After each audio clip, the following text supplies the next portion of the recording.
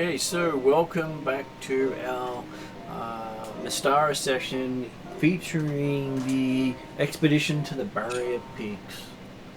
So, better if I go on that one. Our characters today are Jeremy playing Dimitri. You want to describe Dimitri to us all again? Good evening, all. Yes, Dimitri is a humble fella and grown up from peasant stock, but everybody loves to have around because he's always got the advice and information that the people need. Plus the gear from all those who have died before him. When Drazzle hasn't collected it instead.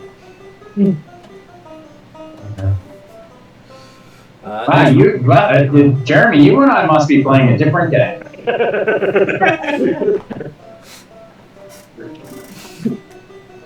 And to mute myself those comments as well, by the way, Jeremy. Next one online today we have is Mark. Hello, I play Bradshaw, the completely opposite of Dimitri. But no, I play Bradshaw, Dwarven Warrior. Well, we all know Bradshaw's complete opposite to Dimitri. Bradshaw's useless, Dimitri's useful.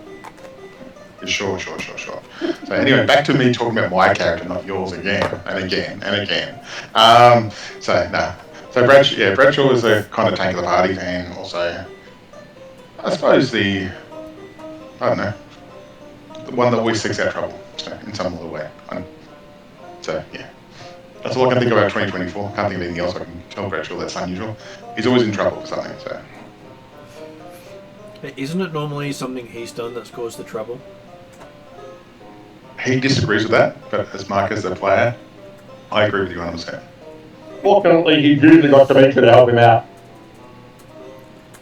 Help is probably help is the wrong word for that. Wow, you guys are all playing a different game than I am. Yeah, definitely. I don't think it helps the word for that one, Jeremy. I'm sorry for that. Which brings us then to Martin.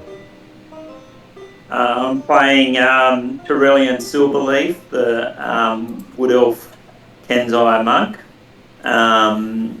and I think that'll do. And last tonight online we have is David. Hello, I'm David. I play the great Ethingarian horse lord, Flamen Goran, expert horse combatant. Not that anyone would know. Yes, you are very good at fighting horses. Renowned amongst many across the lands and the steppes as the undefeated champion of the world. Never once defeated in single combat. No one talks about what happens on the starship. No. Not even one. Or in the hollow world. No such place. Okay, so quick recap of what happened last time. You had just finished fighting some Displacer Beast and Growls, where there was a slight shift in time, and it was Plum standing there and not Dimitri, not Bradshaw. So Bradshaw just happened to disappear in the time stream, leaving Plowman behind. Someone had changed time. And now they're both there. Am I back or not? Martin, it's wibbly wobbly, timey wimey stuff. It's best not to question it. It's got stuff. No such thing as magic, got stuff. Inside this advanced futuristic ship, anything could happen. And so they went on exploring the ship, going down a couple of levels, finding what appeared to be a massive garden, and going out of their way to not enter any of the garden itself. They actually went around the outside of it, then had gone down to the actual level of it itself, found a exhibit. I believe you had actually finished the session where you had dropped down to the floor of the garden. I think that's from my memory is that, yeah, basically we did a circuit of a balcony overlooking the garden, goes to the full circumference of the ship, and then we got down to the level of the garden, and we're basically working our way around the area underneath the balcony to continue to avoid the garden on the fact that, well, we're mainly looking for, well, there's probably two motives out of this. Is that many of the party are primarily looking for a way out of this ship. Dimitri's certainly looking for a way to control all the bits and pieces and claim it. But hey, that's just a private issue that doesn't matter to anyone else. Always trying to get an extra living space.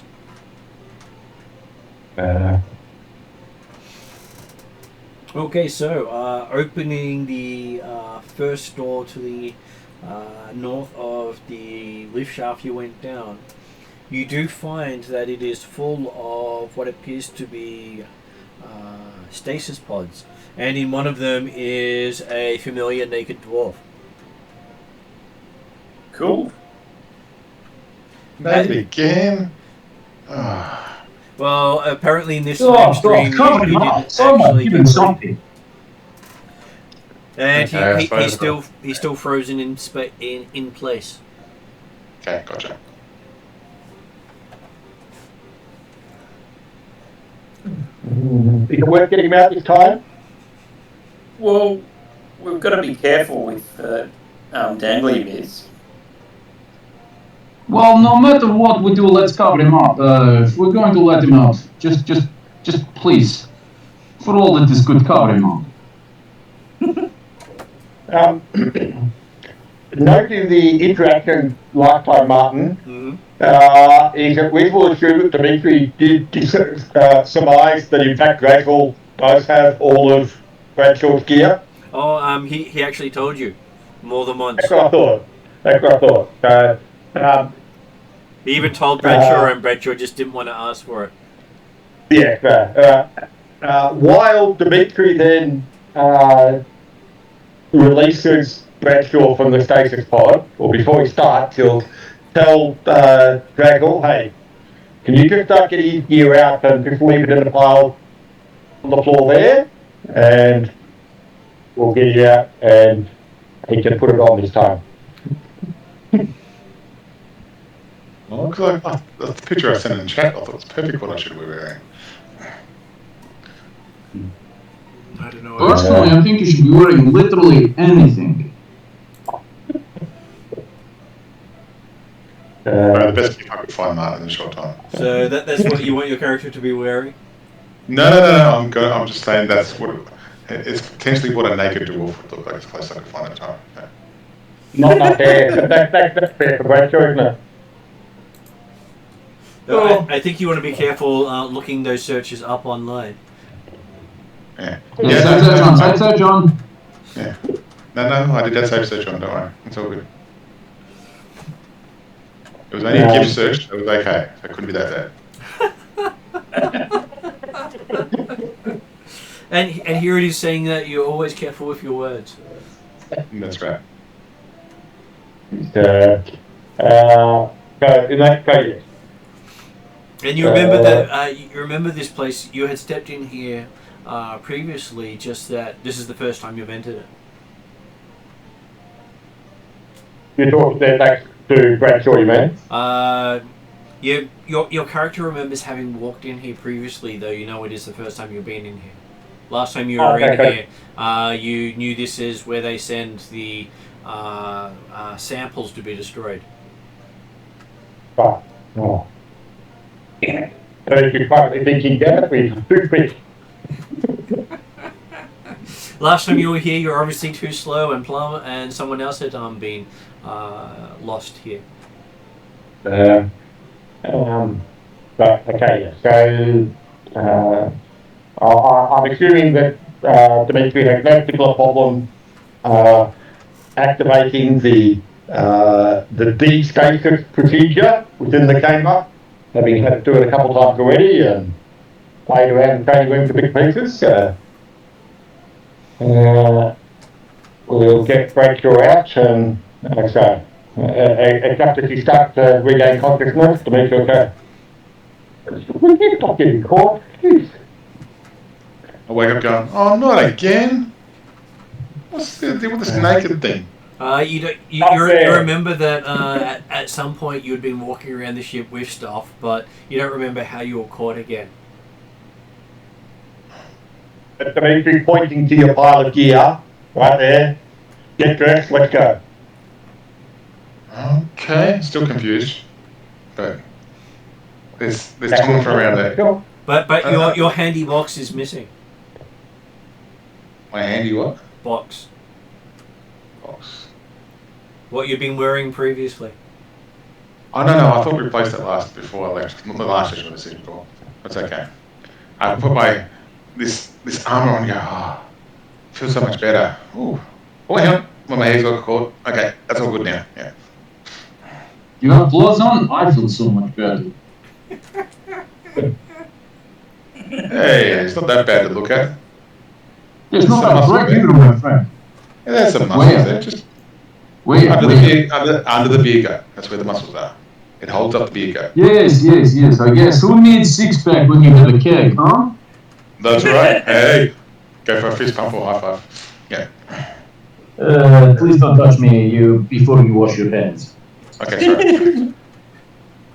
I'll wipe it on Dimitri's cloak. Yeah, perfect. Any old rag will do. That's right. Okay. So, way to now, oh great Dimitri.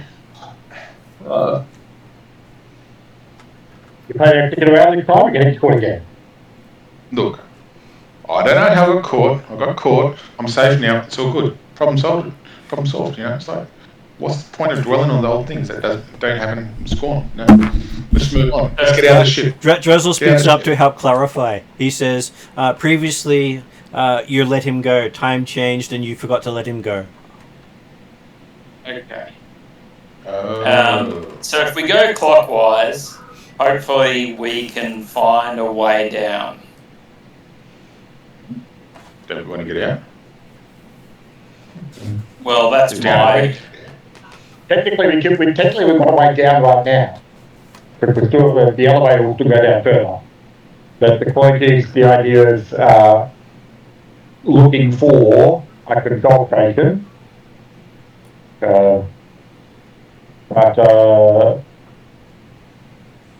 Take your look out around this.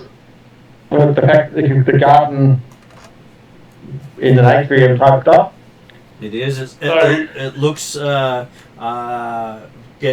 completely wild.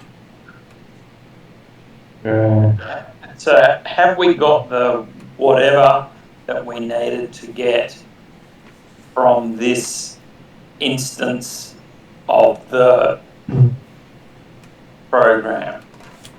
It's unlikely that what we're looking for will be on this level. Okay. I'm happy that we probably keep going down. Because we probably have already found the one mostly useful thing on this level. Okay. Cool. What useful? So you have not looked around this level yet? No, I know that, but I'll say the fact we found Bradshaw. It's not what useful. Maybe useful. Do you want to take the ramps down or the elevator? Which do you feel safer doing?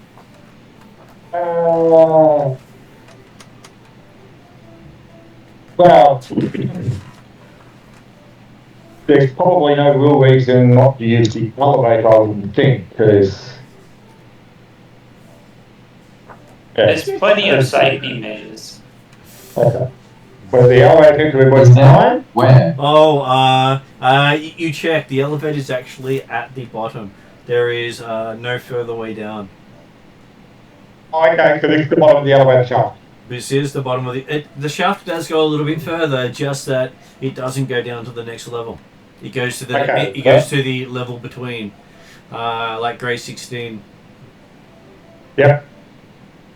Well, in that case then, I guess we'll go down the road. Left or right? I think the instruction would go clockwise, which would then be to the right as we come out of the elevator northwards. Okay. So, Okay, so you start going down a rather steep slope. Just going to check out exactly how far you have descended. Because, hey, having these maps all in a consistent spot is always handy. So you mean, unlike how they laid them out? Something like that. So you go down 60 feet via a ramp that is about 60 feet long. So quite a sharp ramp. Quite a steep ramp, yes. And it curves. Alright. And it is 20 feet wide. Obviously designed for a larger creature than you. Or trolley. There is that. And as you get to the bottom of the ramp, there is a violet door on your right. And like the effect, is that the only way forward, or the... Past the door is the T intersection going left and right. Okay, well, we'll... Well, because we've got 2 tanks, let's do tanky stuff. yeah, thank you. Yeah, so I'm happy we'll open the door. So I guess we'll look down both things. If the corridor, the T junction there straight afterwards, we'll have a look down, make sure nothing's immediately coming. But then make a look behind this violet door. Okay, so looking to the right past the violet door, you see it seems to spiral upwards. To the left, you see a unmarked door. Okay. But it's still like wide corridors we're looking at? You are looking at 20-foot wide corridors. Okay. Let's have a look behind this violet door. We'll even use a violet card just if we can. Okay. So, swiping it in, you violet see... again? Just top of my head.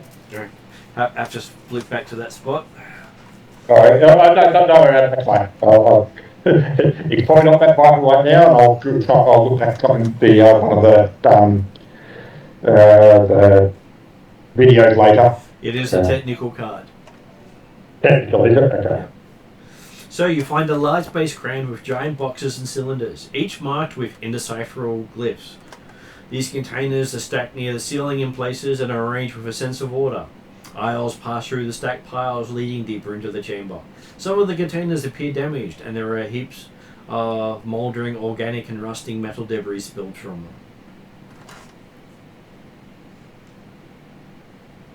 them. So in some ways, it's a bit like the stuff we found over near the balcony area on the other level, wasn't it? It is. It's basically a storage room. Seems that they stored some of their stuff here.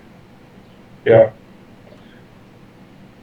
It'd be nice to go to all the 3 corners just to look around. We'll have a look around. Not aiming to open any boxes, but if there's boxes that are damaged and broken, we'll see if there's anything in what sort of things are inside them.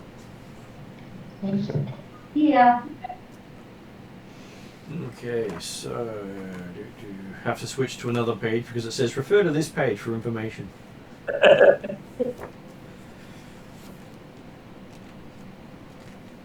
I'll go there's one right, left, and middle. Is that right, Jeff? Boxes or? Well, no, it's more the idea. I'm assuming there's probably some narrow passageway between stacks of boxes.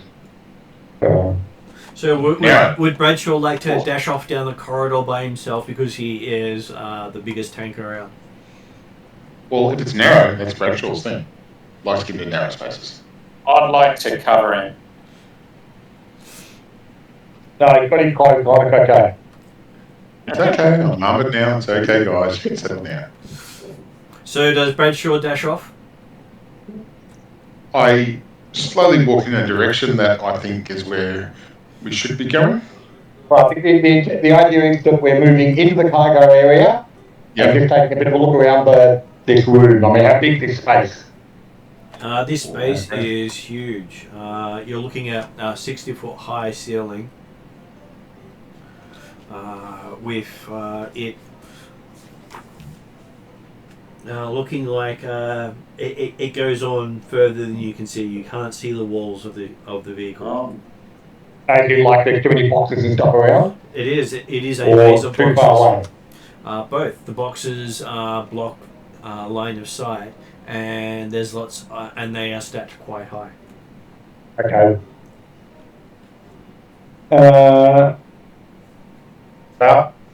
We will move in. If Bradshaw goes one way, we'll probably keep going in that same direction, but aiming to not get too separated.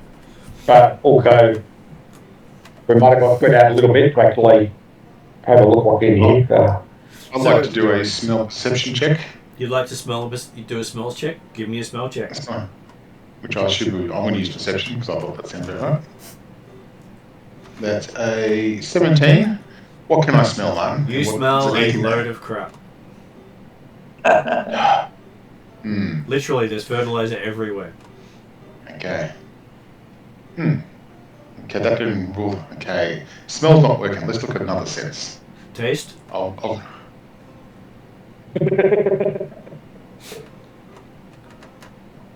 Now, 2023 Bradshaw would do taste. 2024 Bradshaw would actually look first, then taste later. So. What? And He's going for EXP? So I'm just looking for anything that looks unusual. Okay, first unusual thing you find are these black round little orbs. Not smooth, a bit rugged. I'll pick up one. It's a bit squishy. I turn it upside down, look around the sides of it. Do I know anything special about it? Give me a nature check. Nature check? I can do that. I'm going to use my wisdom as +2. And that's a total of 4 on my dice. That's a good work and roll for the pressure. You think someone has left some sweets behind?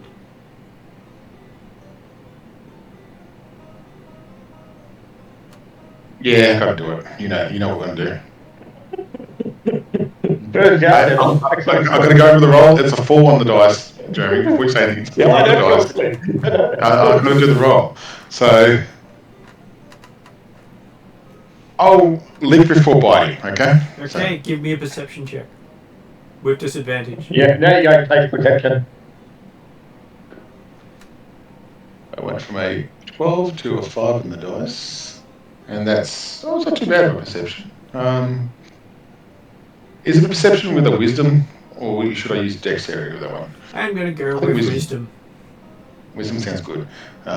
6, that's 11 total. Okay, it has a earthy taste to it. Must be back from, sounds very dwarven-ish. I poke it with my finger, is it something I could just go hump? Yep. To or not? You can quite easily eat it. It will fit in your mouth. Obviously what it is unbaked dwarf bread dough. Yeah, gotta do it, man. Sorry, gotta get the views up for the YouTube video. Hey, you shouldn't worry too much about that. I think most of the videos only get 1 or 2 views at the moment this year. I'll increase it to 3. So. Okay, so yes, your character happily munches away on it. The flavour does come across as very earthy. Oh, these are nice snacks. I'll put a couple in my backpack to flavor. Make your walk to after you pop your glass. Is there any particular reason you're eating the shit? It doesn't taste like shit, just tastes earthy. Hey, sometimes you gotta eat what's around you. I'm hungry, okay? I've been in the pod again for the second time. I said, yeah, and you ate just before you went in. Dress the pipes up. It was actually the first time. You weren't let out this time around. Okay. Well, anyway, look, it's okay. It's not poisoning me. I'm alive. It's okay. No problems here. Oh, good. I'm waiting for Constitution But, we've wandered around these cargo area a little bit and not found anything particularly interesting. Especially not I think we found something interesting, but Wow. Okay, so but the interesting thing we found, unfortunately, we're taking with us. So, yes. So while you're wandering around, Bradshaw gets to make a Constitution saving throw. It was coming. I know it was coming. Ha! Bradshaw's iron stomach. Natural 20 with a total 29. Okay, so you feel something moving around in your stomach. Bradshaw only shits out his large intestines instead of the rest of his internal organs. Can I force a vomit or something like that? Sure. stick your fingers down your throat. Yeah, I'm going to force a vomit and see if I can get rid of this. Plyman takes a couple of steps away from you as he sees your discomfort. Oh, that wasn't a good meal. Okay, so you see a black creature get up out of the that's very tiny. Get up and run off down the corridor.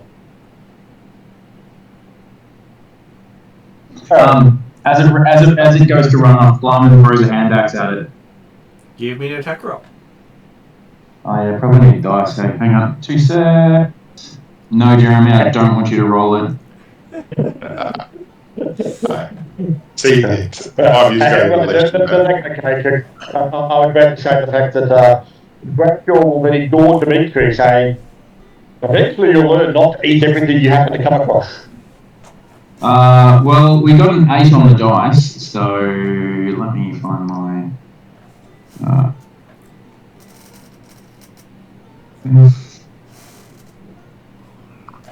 there we are. It's strength and proficiency, yeah? That is correct. Cool. What did I say? 8? Yep. 17. Okay, the creature jumps over your thrown axe.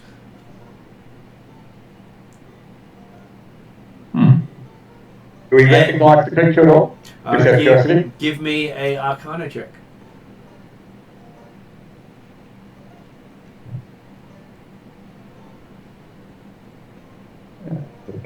Uh, 13. Plum, no idea. 22. Dimitri has heard of some parasites fallen from space that grow out of people's stomachs when they ingest the food that they have. I knew that's where this was going.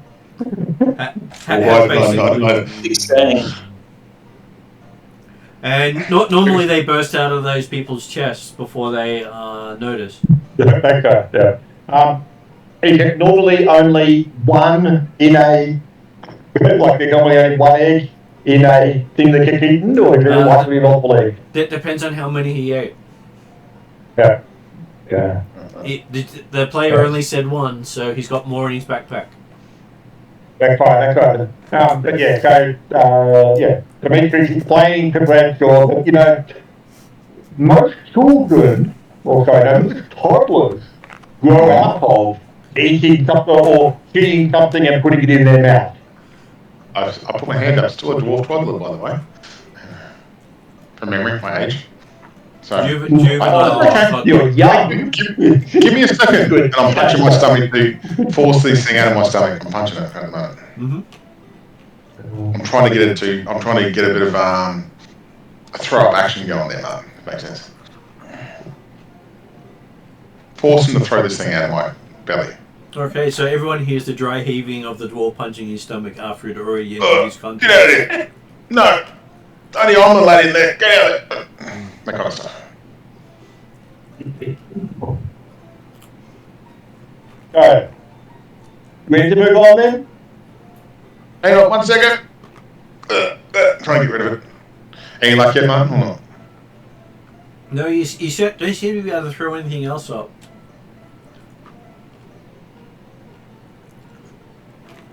So I still feel the thing in my stomach or not?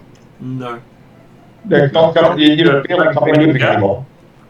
Cool, okay, cool. I'm gonna punch you. That's the monk special ability. Tick in the comic. Yeah. Anyway, I slowly, the two other things I got in my backpack, I kind of throw over to the side and keep them away from me. No, I'm There you going to go. ask the dwarf to roll 2d6 and add his strength modifier twice. Oh, that's good. He did Might punch take himself a in the while stomach for after all. that to work its way through.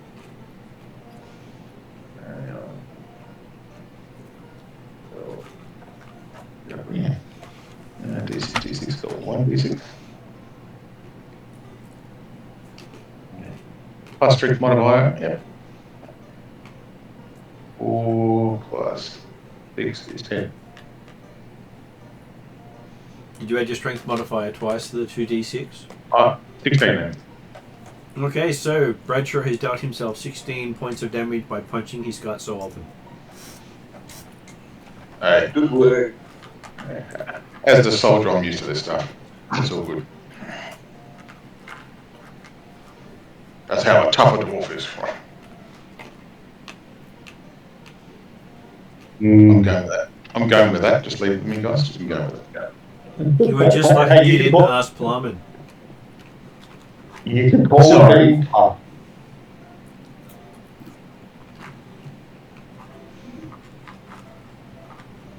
Okay, so no liquor and eating anymore for the day. That's why I've done that enough.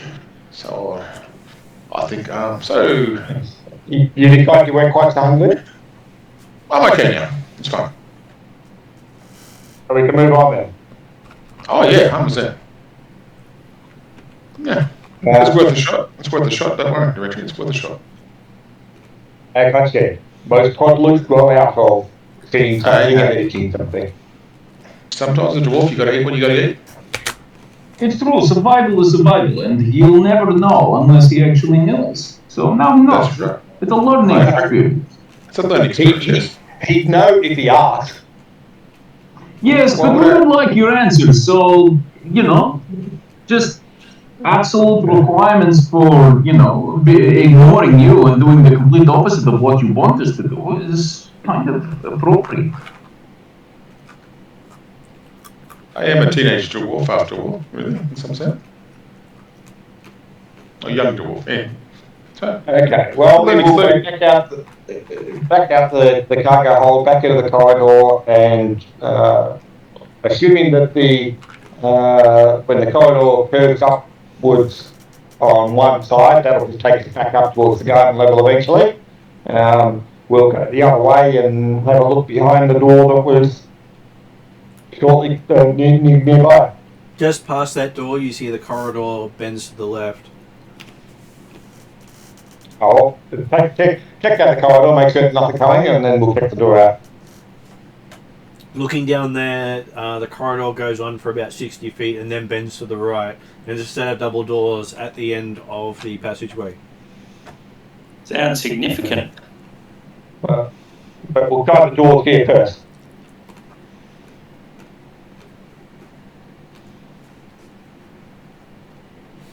did you want me to lead on, Dimitri? I'm happy to take the lead here.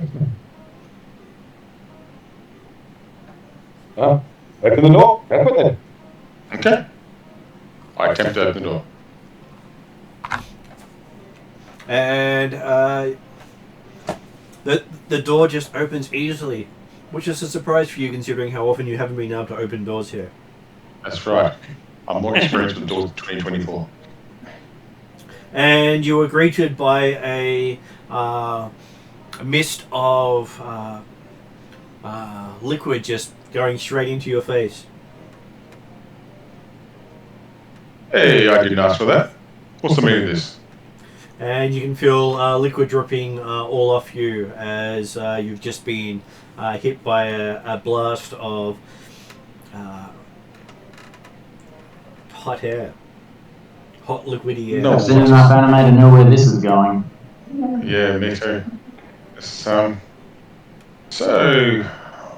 I feel a bit steamy right now. I start looking around to see what's caused this all of a sudden situation. So as you step into the room, I do with some boulders of a dwarf.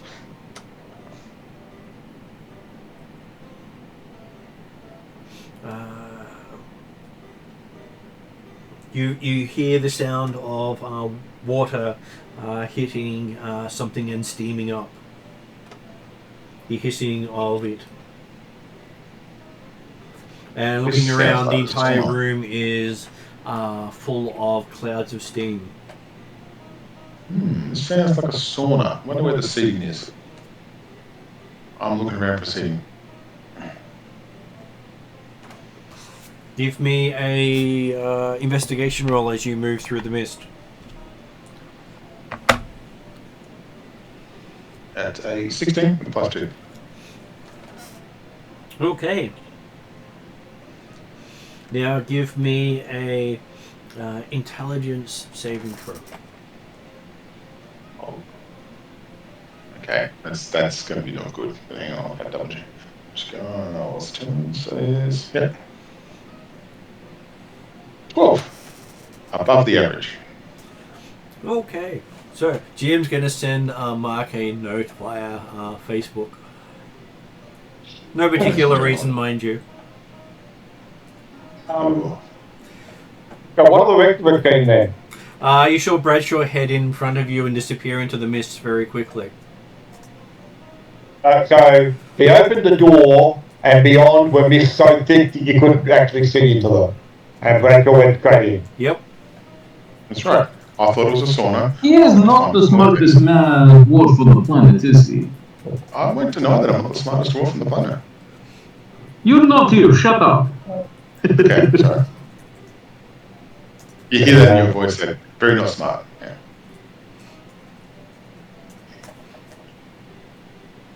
Yeah. And then Bradshaw steps back out again once Mike reads the note.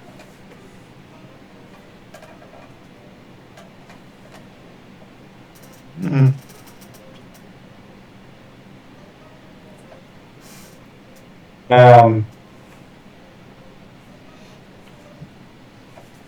What was in there? We don't need to know that. Oh, but Bradshaw just come out again, apparently. Oh, not much. Just some steam. Thing. Any exit? Don't think so. Didn't notice any. All good. Okay, this is one of those times when Bradshaw's being a dick, not telling us something. Let's just pretend like we actually, are offended and that might make him happy enough to tell us. Otherwise, let's get going. Oh, no. I didn't see in there at all. Well, we can just switch our disdain from Dimitri to Mark. Oh, look. No, look, this Dimitri fella's a very nice guy. He's been very helpful over the years. Dimitri's going to close the door and we'll keep moving. What? Hang on. Whoa, Bradshaw, what did you just say? But Dimitri's a very helpful guy. I've always had time for him. Axe. I suspect something.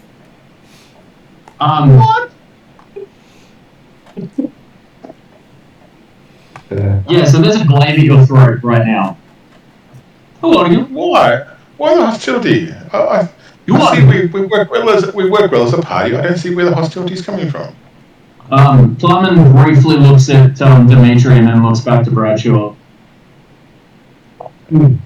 So, who are you and what have you done with Bradshaw? I'm Bradshaw. Don't know why you think I'm different. No, you're not. Oh, hang on. No, you can't be Bradshaw. You're speaking intelligently. Also, you said that Dimitri was helpful or something, and we all know that's a lie. Also, you also said party was cohesive and, good. We're not.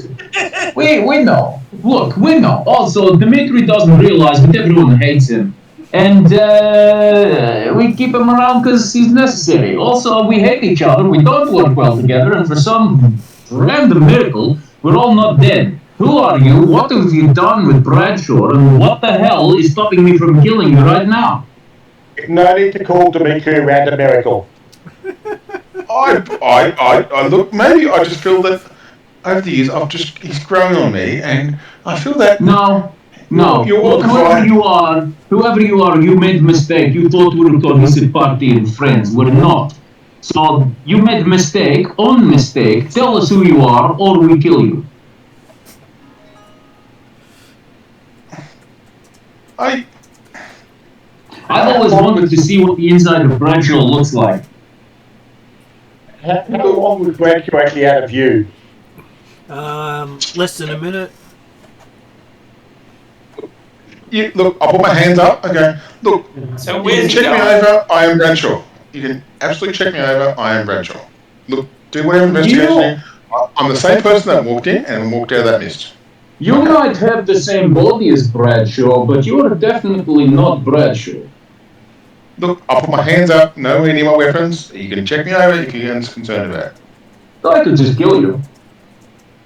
Look, we don't need to go that far. I think that's going a bit too far. I think we should. Look, where's the trust? Don't you trust? I thought this person was. I thought I was. See? Oh. You screwed up, my friend. And if it wasn't for the fact we're trying to keep things relatively PG, that wouldn't be the word that I use. But, yeah. If there is only one thing in this party that we can trust, is that we genuinely probably shouldn't be together and really do hate each other. And more than anything else, we don't trust any of us. So look, I like Dimitri. Like I genuinely do like him. Dimitri? No. Oh God, maybe I am the imposter. I like Bradshaw. I think he's kind of nice. He's a bit dumb, but whatever you're saying right now is not Bradshaw. So what I do know is that Bradshaw is very adaptable and could do with less limbs. So I'm going to give you a very short amount of time to tell us what is going on, because you are about to, whoever you are, you're about to have less limbs. Yeah, okay. Definitely start with limbs, not with head, because, hey, we want to be able to talk about exactly where Bradshaw is. Oh, no, because what I do is at the end, after all limbs are gone and we stop cutting into him, I start playing my favorite game, heads or tails. I believe, as you know, great Afghani plowman, that heads and tails don't exist in duels. There's no need to play heads and tails. But I think But when I take the armor and then I stitch it onto your ass, then you'll have a tail. I look directly at Dimitri. What is the need for such hostility? It's Bradshaw. Maybe am I speaking differently than I should be? I thought I'm Bradshaw. What's the deal? Can't we just move on and keep going? No. Don't look at him. He's not the one going to commit violence. I look at Trellin now too. With what the hell's going Well, on? I'm backing off because I want to get in bow range, and I've kind of half drawn my bow, but not fully drawn my bow. Why? I'm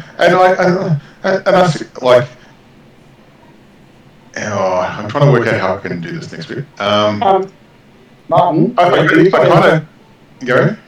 as a player, I can't remember what the rules, what the things are, but I suspect that Dimitri probably is aware of things like doppelgangers and stuff like that. He is, having faced one in his first adventure. Yes. But yes, do doppelgangers leave red blood, all that sort of stuff, sort of like to cut them to actually determine it, or is there other except case of you've got to deal with them long enough for them to actually let themselves go? Well, normally the only real way to know is to knock them unconscious or to kill them, because then they generally revert to their natural state. Their natural state, yeah, okay. And if you do so and they don't change, then obviously it's something else. Because there are many things that can control someone. And absolutely.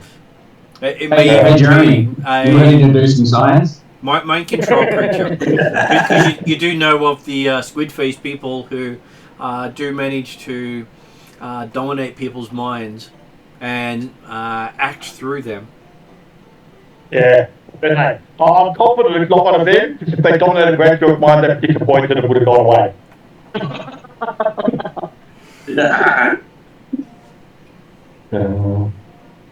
Look, I even lift up, like, Rachel lifts up his arm and shows a dwarven kind of hairy body kind of thing. Do you want to go naked? I can go naked again if you want me to. No, we don't want that. We want you to go back to being gradual and not whatever you want now. Like, you're dealing with a group of people that hate each other. And what you're doing is suspicious in that you are being friendly to everyone. Look, maybe it was something to do with the mist. I don't know. Just saying. Let's just move on. Look, I'm Rachel. See, I should take bits of armor off to show you that I am Rachel. We didn't believe you before, and now that you keep saying the same thing continually, it makes us believe you even less. Give us reasons not to tear you to shreds. Literally. I just like. And I'll just break out to you before you respond. Being Bradshaw is not actually a reason not to tear you to shreds. He's not one.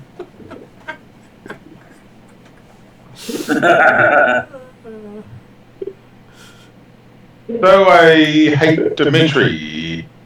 Is that better? I think he's a dickhead. He's a wanker. Does that help?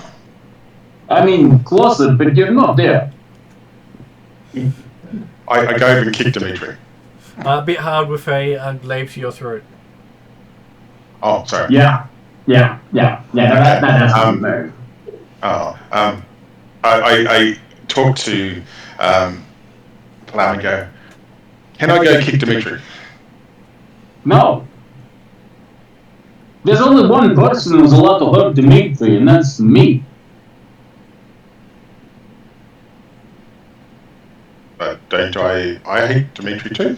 I'll just be nice to him. Yes. Why? Yes, but I don't know that you're you. And if you were you, I'd let you hit him. I'd let you kick him help. I'd let you piss on his unconscious face while he's sleeping. But I drop my pants. That was his. No, you don't drop your pants. But the fact is that I don't believe that you were you, or at least you were in control of you, or well, I don't know what's going on. So you can't hurt him because only we are allowed to hurt him. Maybe only me, but maybe the rest of the party. What's Bradshaw's elemental affinity? Urban, I think, from the dwarf thing. Yeah. Is Earth? Earth, yeah. Yeah, Earth type stuff? Is pure Earth? Yeah, I was going to check my character. I believe he went down that path, yes. Yeah. Yeah. And opposite of Earth would be air, is it? It is air, yes. So thunder and lightning damage does more damage. Thunderbolts and lightning are in fact very, very frightening. Galileo. Yeah. Oh, it's not really, yeah.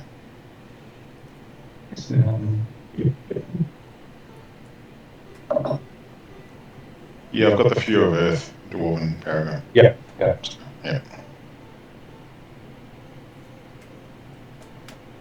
They're popping up whether nice little thunder wave in his direction. we'll test how effective it is against him. No, Plumman is also Earth. Mm-hmm. I don't know, man. I'm not really sure why I had to stop him. Yeah, I was about to say the same thing, man. That's not really going to stop him. Shouldn't it? And I believe Trellan's also Earth. Oh, that's fine. It's okay. Earth and Fire. We'll go. We'll go with a thunderburst of chromatic orb. Thunderbolts, Thunderbirds, okay. Chromatic orb is Dimitri. Chromatic orb one that you can actually do spontaneously as the arcane trickster. So. How close is Dimitri to Gretchen? Far enough away that you can't reach him with a glaive against you. Oh no, just John. No, but this is a single, like, this is effectively the, like, it's almost an elemental magic missile type effect. So, I know. I just one person. I just had something. That's all. It's all good. Okay, so for the curiosity to see how effective it is against him, and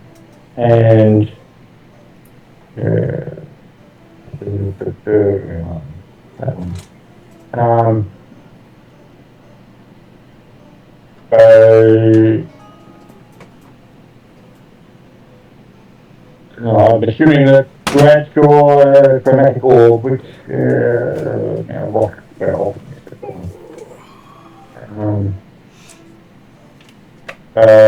a spell attack, I think, from the chromatic orb, isn't it? As opposed to attacking throw? It is a spell attack roll, yes. Yeah.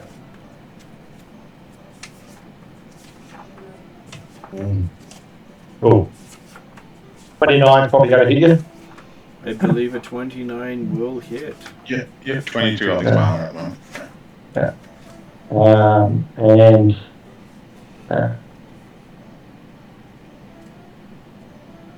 And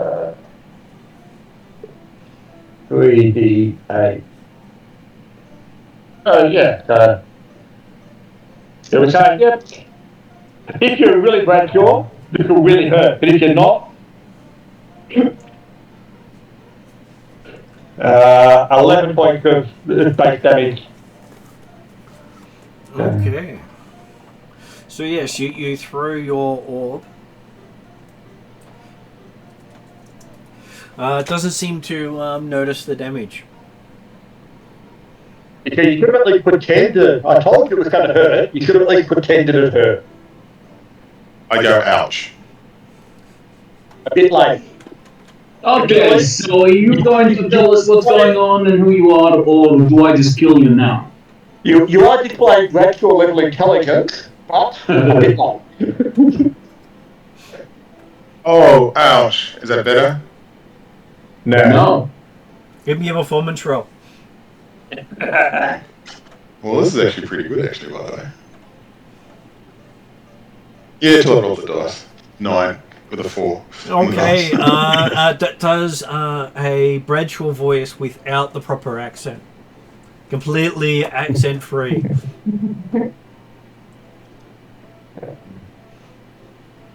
Better. So Plumman pins you against the wall with a glaive to your throat.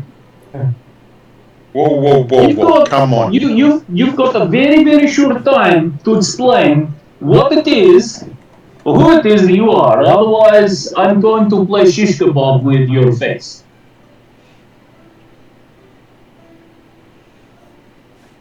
I'm going to roll a dice, Martin, to see how threatened I am right now. Sure. Oh, would you like me to roll an intimidation check? That could happen too. Yeah, that could be good, yeah. Technically, the longer we're here, the longer Bradshaw might be in danger. So take your time. Yeah, I've got a number on dice. See if you can. Hang on, let me just check something because I'm pretty sure I have a thing. Well, I believe you have a Bradshaw at the moment, so you definitely have a thing.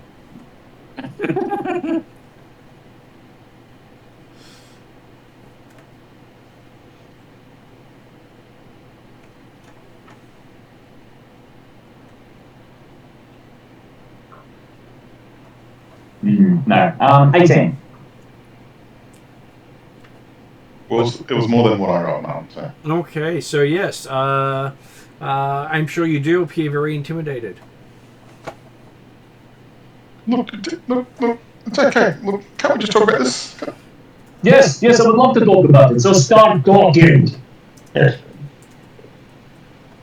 Teams. How long we're talking for? What happened to Bradshaw in the meantime? Or is he already dead? So you notice that Bradshaw's appearance slightly kind of ripples? Yeah. Look, I went into this fog, I came out. I didn't think it was a big issue.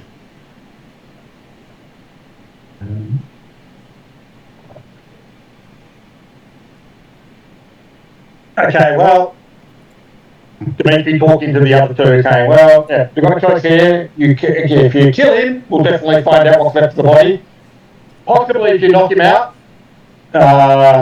he might also return to his normal form as well. I'd prefer to knock him out. I'm just trying to look for... Yeah, just from Bradshaw's point of view, I'm not worried about you two, it's what Palin does, just from Bradshaw's point of view, but yes. But I look very scared at the moment.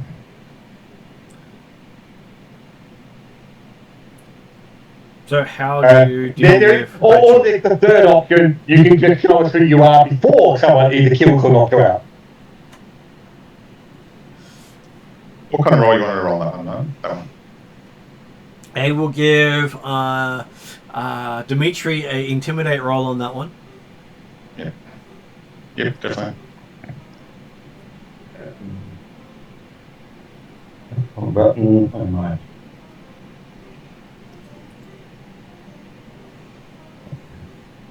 Intimidate.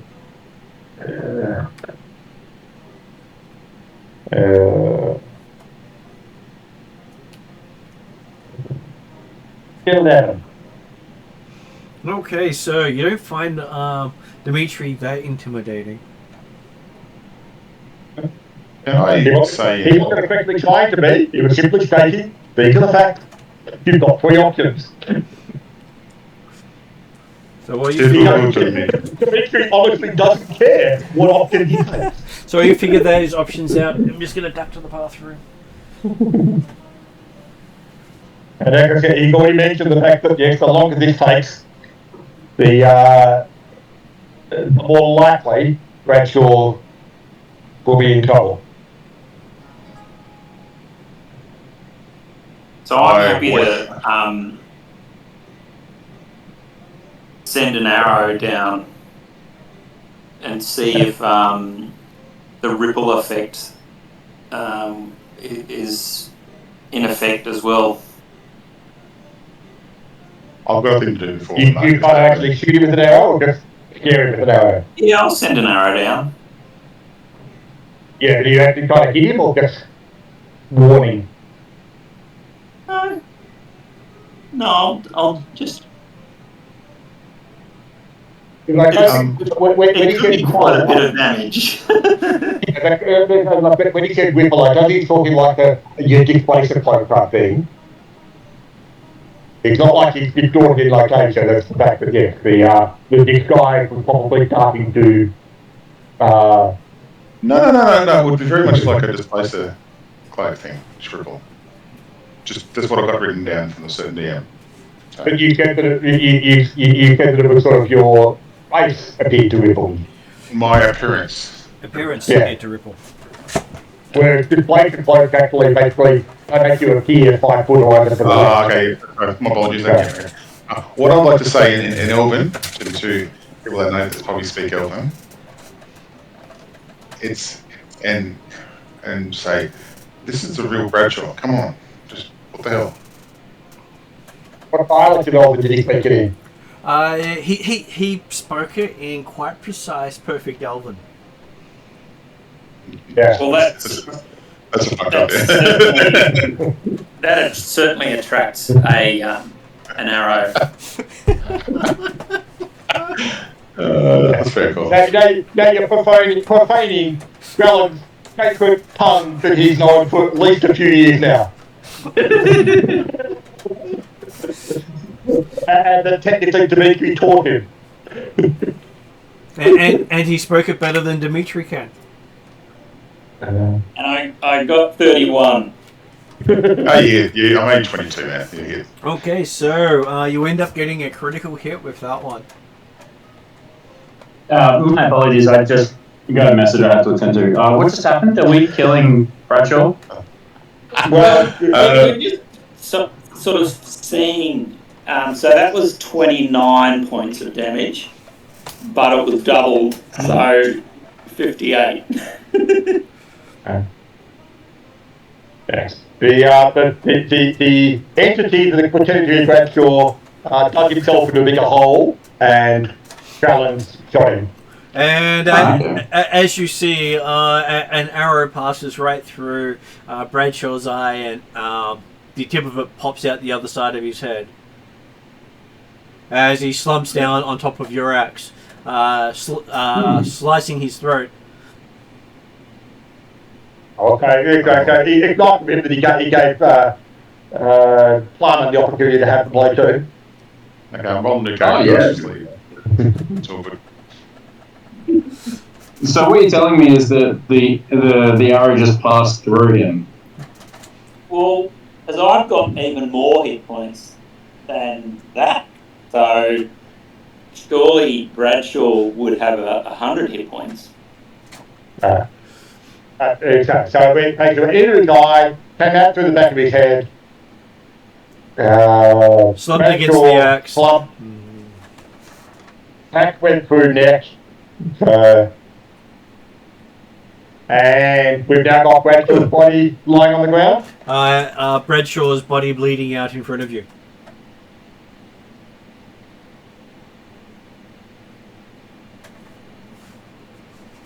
I mean, I've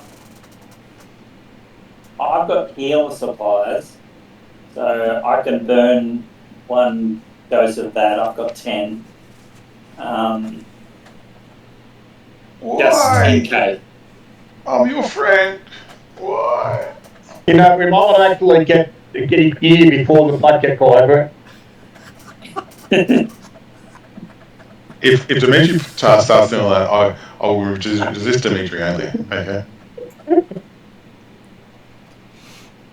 Okay, so as you go up to who does what? Now that you've got a bleeding out dwarf. I'm going over to do healing.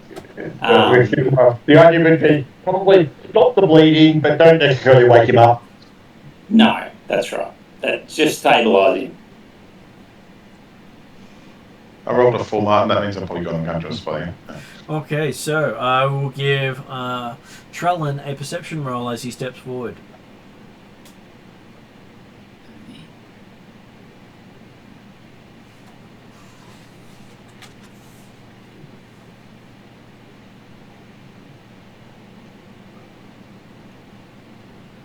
I only got a 12. Okay, as you're about to cast your healing spell on him, you notice that the red blood pouring out of this dwarven body has started to turn a chalky white. Alright, I'll back off a bit. And as you watch, the dwarven body turns into a dark grey humanoid that's naked. Alright, we're all on the money. Hang on, two nakeds for a session, guys, just saying. Let's go for 3. And Dimitri was unable to pinch his stuff because he wasn't wearing anything. No, that guy, but Dimitri will be going forward to have interesting. And confirm for himself that yes, that seems like a doppelganger or something similar. It is a doppelganger. Yeah. So doppelgangers are known for being able to do quite good mimicry, though depending on what they did to the other one, they can't always get everything right. Yeah. So, well, I guess that means Bradshaw's still in the misty room. Do you want to go and check on him? I kind of want to murder whatever this thing is. Well, I think, he's dead, he's gone. I mean, is he actually dead? He is, He did take 58 damage, and it did knock him down. Well, and also, probably had his head almost half sliced off with the helmet as it came down. So, if you want, you can knock your head off and be certain, but hey. Plumman pokes him with the pointy end of the glaive a few times. You get this milky white blood on the end of your glaive. Ooh, gross. So, yes. Plumman will continue to very gently stab more and more at the. What? If he's alive, I don't want him to die. I want to know where Bradshaw is. No, he's not coming back. Okay. Plumman takes an ear and pockets it. Okay, so whose ear do you take? The grey. Yeah. He doesn't have one, but Trellin and Dimitri do. No, I don't like their ears. No, you're not getting my ear. Alright, we'll take a finger then. Okay, you get yourself a grey finger. Guess you have a snack for later. Delicious. Eating things around here is really good. That is Mark as a player, not as a character, by the way.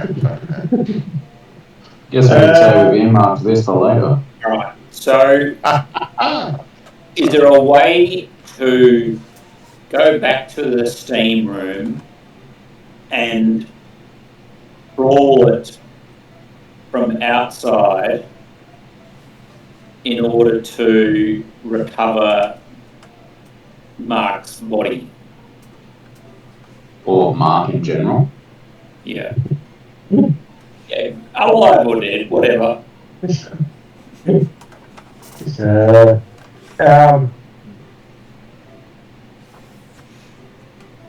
Gonna have a look through because we'll have to make you actually take any of the like wind type spells. Just by the way, I'm laughing at the moment a lot at the moment, so just put that. Hey, I mean, drinking that party got to kill Bradshaw. And hey, Without the dagger, by the way, I just put it pointed out there.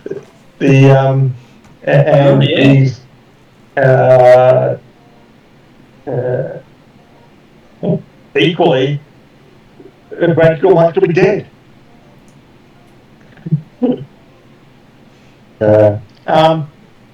Rachel never dies, guys, just remember that.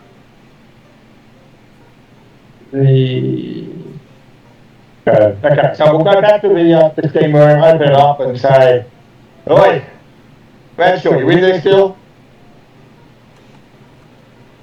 So Bradshaw hears this while he's sort of sitting there stunned, having had some sort of blow to the mind. Yeah, I'm here. I think I found the founder's sauna seat, but I kind of enjoyed it too much, and I had a bit of a Bradshaw moment, as they say. Come here, moron. Huh? Okay, I'll stake it into the weather to tell you the sound. Okay, so a very grey-looking dwarf makes it out. Oh. Bradshaw, come here for a second. He totally closed off while he's in the sauna. No, left them on. That is completely Plumman safe. grabs Bradshaw's hand and then cuts it with one of his hand axes. What the fucking fuck, Plumman? We just want to check for red.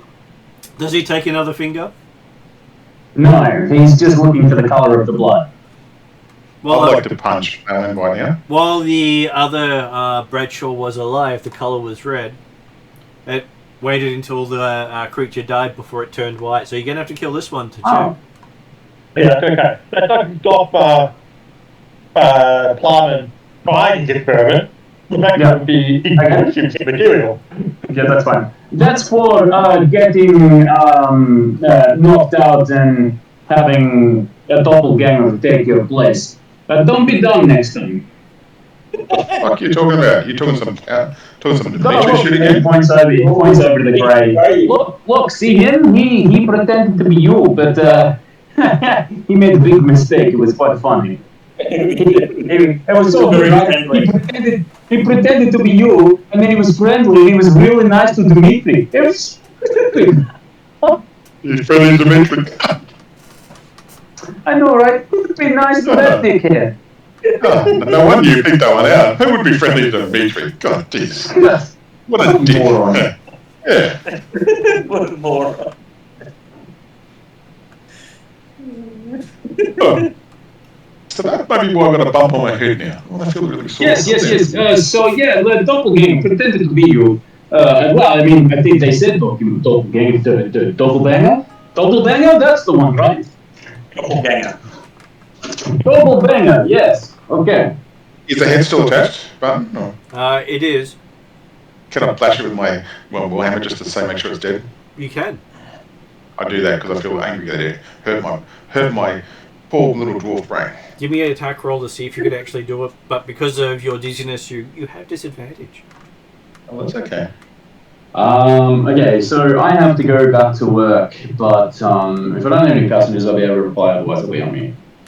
All good. 21. So yes, you sink your warhammer right into the skull. Yeah, that's right. Only one Bradshaw. That's me. Yes, we know, one is too much already. Hey, by the way, don't ever cut me again. Shut up, no. That's a fair plan to reply. Okay. I nodded with approval. Anything else we need to do in that room there? I didn't find a sauna seat, so nothing really much in there. You might want to have a look if you want. What for? Oh, you might see something I don't see. It would appear to be a bathroom. Oh. Oh, maybe we should have got naked. No, I don't. Yeah. Okay. Let's move on. Indeed. We'll close the door and move down the corridor to another double door somewhere and possibly more corridor. Yep. As you reach the double doors, heading away from the double doors is a really long passageway. Okay. Well,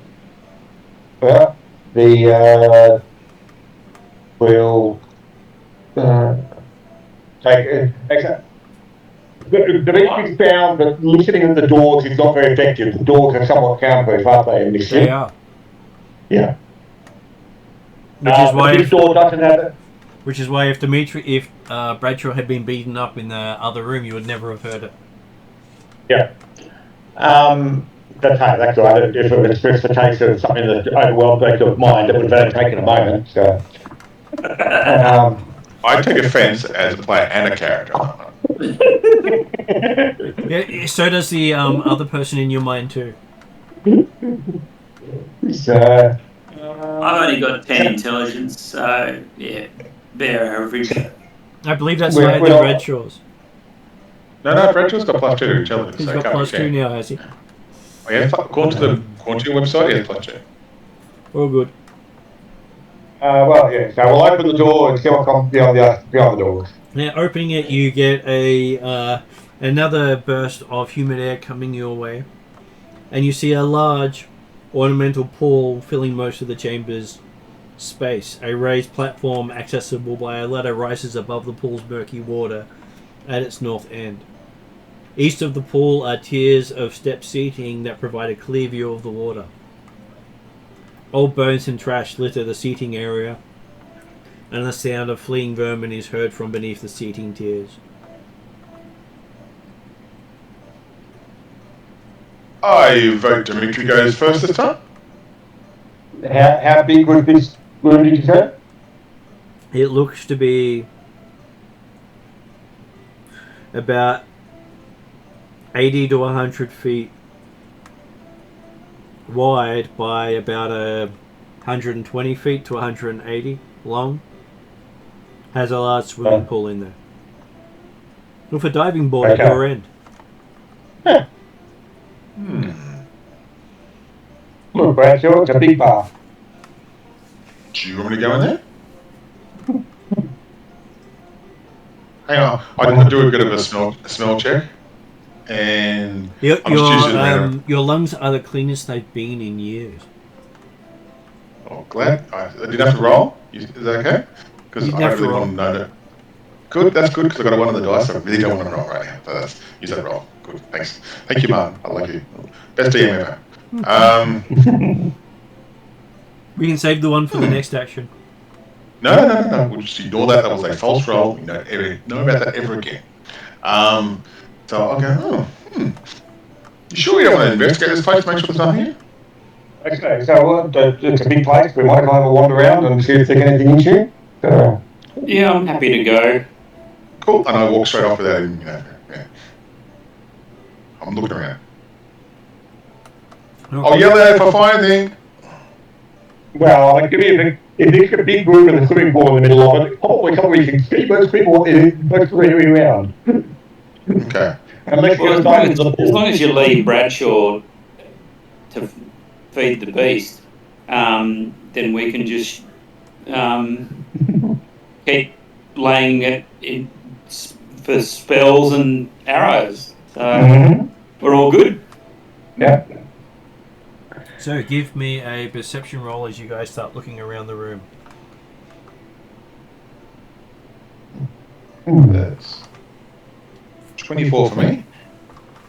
17. Oh.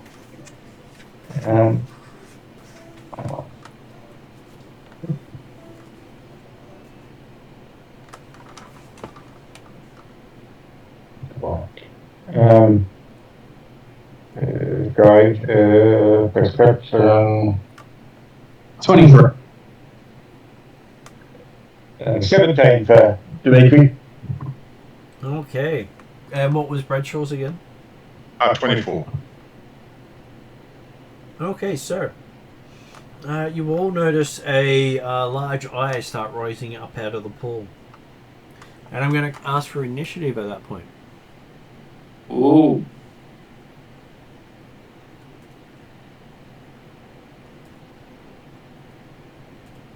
Oh. 21 for me, Martin.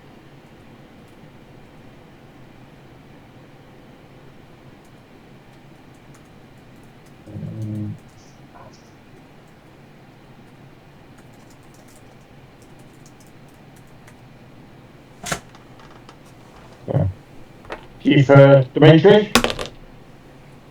How much for Dimitri? 20. 22. And for my second roll of a 19 in a row, 23. Nice. 20, 21, 22, 23.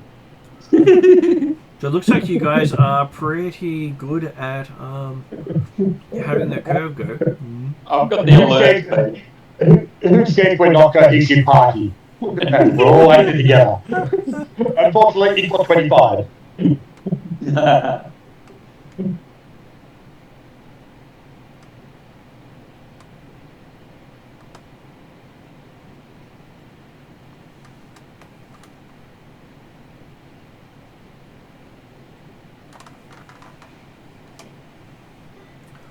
Okay, so Plum, and you are up first. You're seeing this eye coming up out of the water.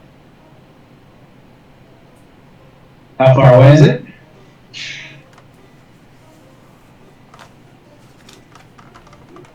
I would say it would be about 60 feet from where you're currently standing. Excellent. But how far away is the water? Can I walk up to it without potentially drowning? You have to jump in the water to melee it. Okay, are you Jesus? Even with 10 foot reach? Even with 10-foot reach. It's a big pool. Ooh. Yeah, a big place. Ooh. 2 seconds, please.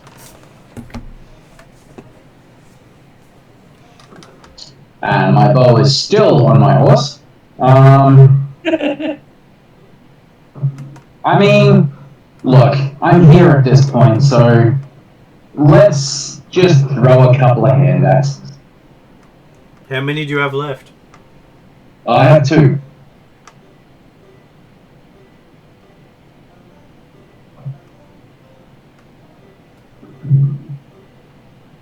Okay, so we got a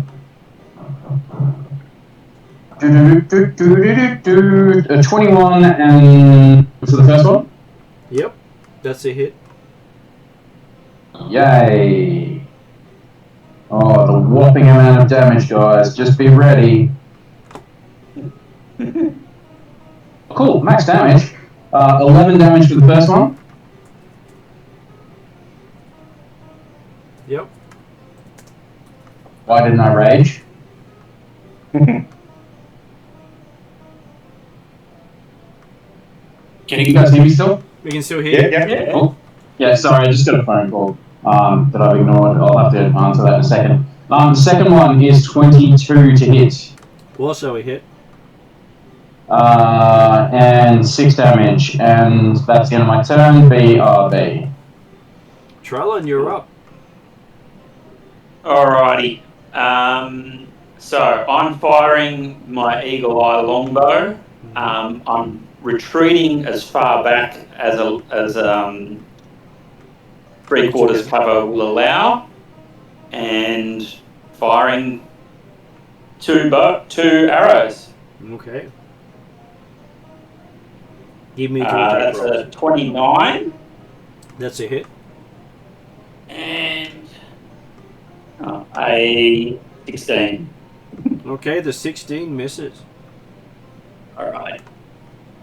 Though you must be getting short of arrows soon. No, I had.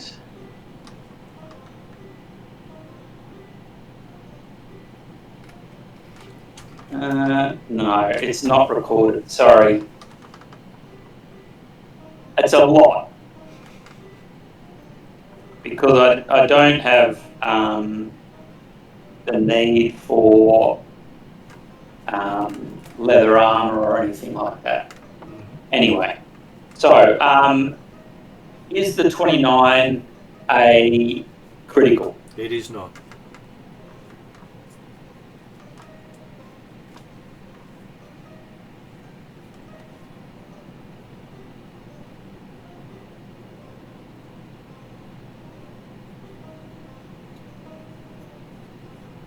$34 damage.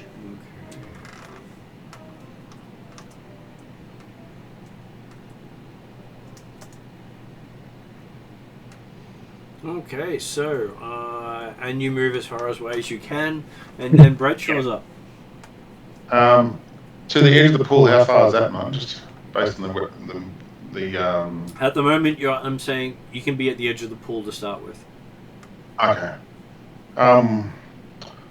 Well, I just want to be between it and the rest of the party. Are you I being can helpful myself- again? He's talking about Doppleganger. Hey, I'm being a tank here. Come on, settle down. I want to build, between our softly armored people. Want to make sure I'm between them and. So we've got cloaks of displacement, so we're kind of good. Still. That's right. I don't want to go into the water yet because I don't want to see the water. So. Yeah. And it's 65 feet away from us, so. From where you are, it is about 30 feet from you. Yeah, still too far for a. He got 30 feet of water in the sense that he could closely get to at the pool, or the fact that he's not like he might get one end of the pool and think at the other end of the pool, and if you went to the side, you could get closer. That's the closest he can get to the creature. Yep. Yeah, so it's too far for Warhammer throw, and so I'm going to just stand between our people and just hope to use my reaction if it gets close to me. So. Okay, sir. That brings Got us $7 to Dimitri. Good, Dimitri. I'm going to move off to another side on the idea of that way if it's going to do anything that is a line effect or a cone effect type stuff, then it's not everyone in the party all at once. Particularly not Dimitri, in the sense that there's a group one way, you can be off the other side. And if you work out, that's what it is. Okay, Lightning roll. give me a Arcana check as you try to figure out what it is.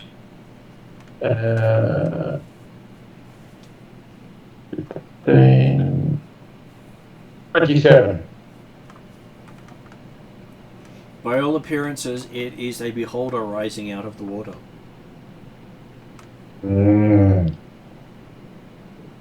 Has it got lots of little eyes, or just one big eye, you said? You can see the big eye, and you can start seeing the details of the little eye as the water seems to be dropping away from it. Okay. That could act in both, isn't it? That determination? That would be an action, yeah. Yep, okay. Well, Demetri will call out, hey guys, beholder, watch out for lots of little ones. Lots of little eyes. And remember, stay out of the big one with the animatic. Okay, so.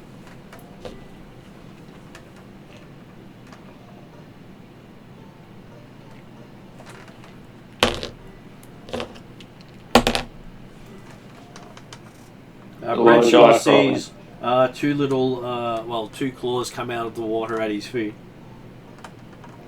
One of them hits armor class 22. What's your armor class? Who? Bradshaw's. Brad, you got it on the dot, 22. Did it move forward, or did it reach 30 feet to get through? The one that you're attacking hasn't moved at all. Oh, okay, these are two claws that came up out of the water near where Bradshaw was actually standing. That is correct. Oh, okay, right, yep. Either we're talking a very big creature and not a beholder, or multiple creatures in the pool. Okay, so that is 8 damage slashing to our dwarf. Yep. If he's going for a swim, get that path you were talking about. Yeah, if it's in within melee range, I'd like to have it attack Well, opportunity. he's going to actually pull you in, but yeah, you said you had a reaction for it. Oh yeah, I've got the attack opportunity. I've got Sentinel and Mage Slayer as well ready, just in case. So. But is that against the beholder or against these claws that are coming up and attacking you? Had you specified a specific reaction?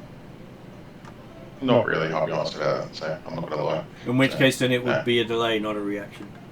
Yeah, that's fair enough. And to get an attack of opportunity on a creature, you have to wait till it leaves your threatened space. Yep, that's true. Yeah. As it pulls you into the water and dives down. Oh. But we have to be safe and have the green ball, yeah? You are at the diving end of the swimming pool. Yep. So you think it's fairly deep. Okay. Huh. You never know.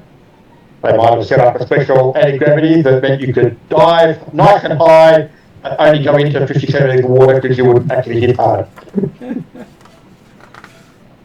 All good. Okay, so that does bring us to Plowman if he's available. Not online. Then that brings us to Trellin. You've just seen that the big eye in the center of the water is turning to look at you.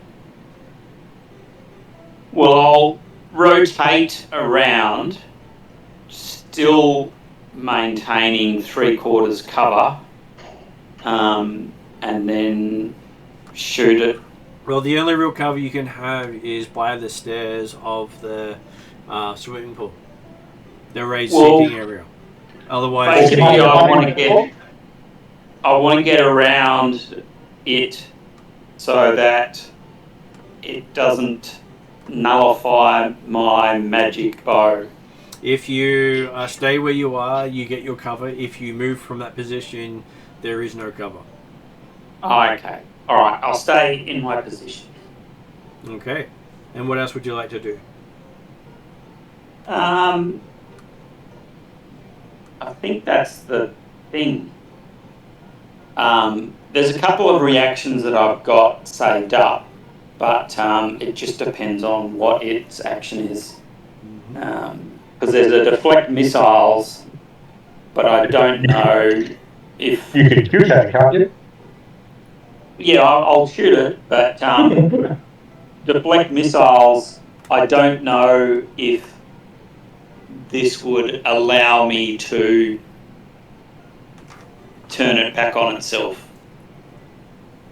Anyway. I think deflect missiles is aimed at like physical missiles, that, like arrows and bolts and stuff coming your way. Yeah, I it don't think doesn't it'll say affect. that. That I doesn't don't think it'll say affect that. rays or anything like any like energy beams or stuff. Right. Okay. So I've got a 25 and a 27. 25 and a 27. Okay, so Yep. both of them appear to be hits.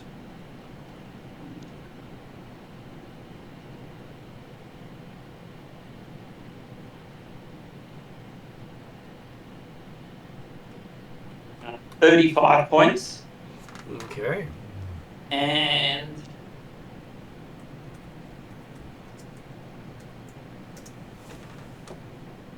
28 points. Okay, it seems to be still going strong. Okay.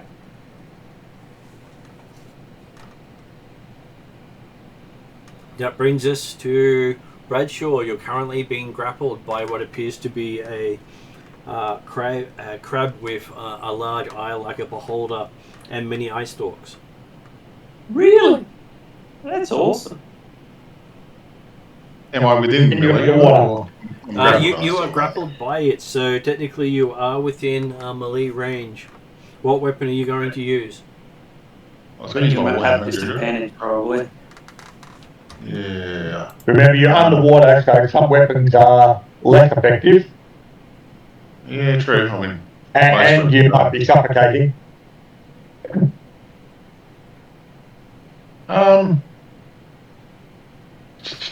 What I can do? I'm going to. Can I use an action to break free out of the grapple? You can use your action to try to break free. Yep. I'll use my. I believe it's strength roll. Is that correct? Athletics or acrobatics. Oh, okay. But based on strength, so you're adding that with athletics anyway. Okay.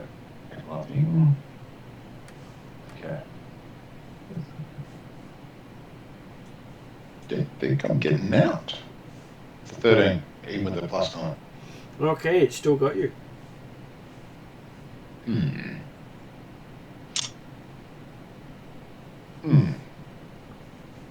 I'll use my action. I can't move. Not much I can do right now, really. Honestly. So, and do I want to action surge to try to get out? Can I use it? I can use action surge to get out of the try another action. You can do Maybe action maybe surge do it and again. do a second action. Yeah. Yes. Yeah, I'll try to break out again. So. That's better than the dice. Much better. 27. Yeah. 27. Okay, so you managed to slip through its claws. Can I try to get to just head above water kind of thing? Use my movement for that or not? Okay, so you start moving upwards, leaving its threatened area. Fair call. Yeah. It takes an attack of opportunity against you. Fair call. It hits armor class of 20, but you don't get to have your dex or shield bonus on this. I'm wearing mithril chain. Shields a 20 goes back to 20 for shield. So that'll be hit then. Yeah. Okay, so you go up slightly as you find Philip grabbing your boot as it does another 9 damage to you. Okay. Cool. 106. Yep. God damn it. Swearing into Warfall. Try not to spray too much underwater. So yes, you're going to start worrying about drowning shortly. I know. What? You haven't got a water-breathing type effect on you always?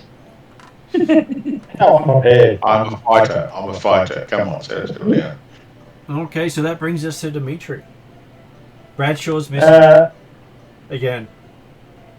Well, I know where he is. He's down in the water, and the water is turning up and things like that. So, how high is the roof in this place? The roof goes up about 40 feet. Okay. And the beholder was still more than at least 30 feet away from Braddoor, wasn't it? Where Braddoor was. It is, yes. Yeah. Does Dimitri know whether the beholders normally have spell resistance? Okay, so that will be a GM check to see what the challenge rating is.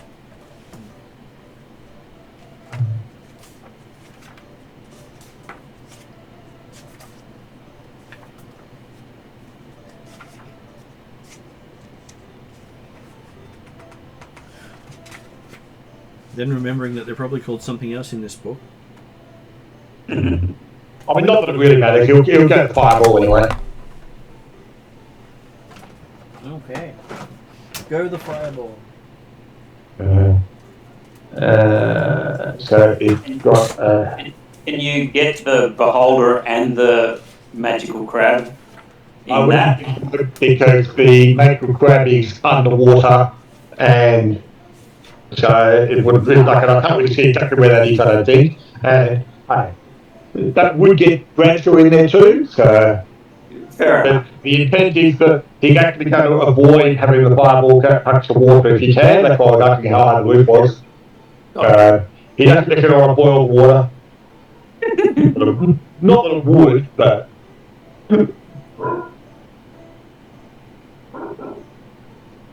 So yes, you drop your So it's got a spell DC of 29. Sorry, 19. Okay, it appears to make it. Okay. And where's my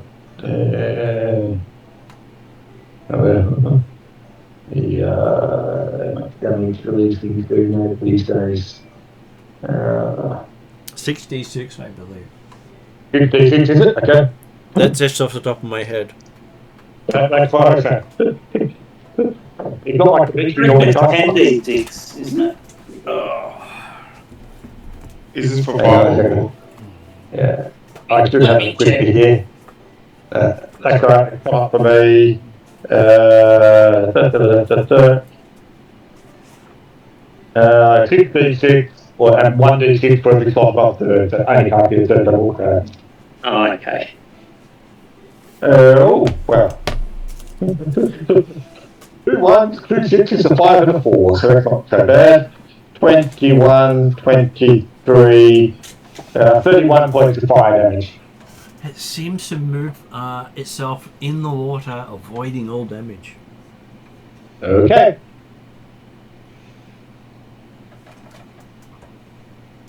Give me an insight check.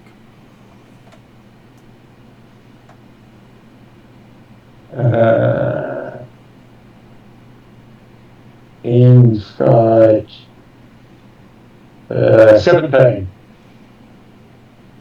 Oh, I got a 25. Okay, so Trellin sees the flames pass right through it. It didn't dodge. And Demetrius then moving to he's probably taking cover around the stairs area if Trellin taking cover behind the diving platform. Okay, so Demetrius. it seems to move and look directly at Dimitri with its shining central eyeball. Mm-hmm. At this point, our dwarf is getting attacked. Yeah. As it tries to bite you. Has advantage on that, but apparently didn't get as well as it would like. Aha. I bite things, not other things bite me.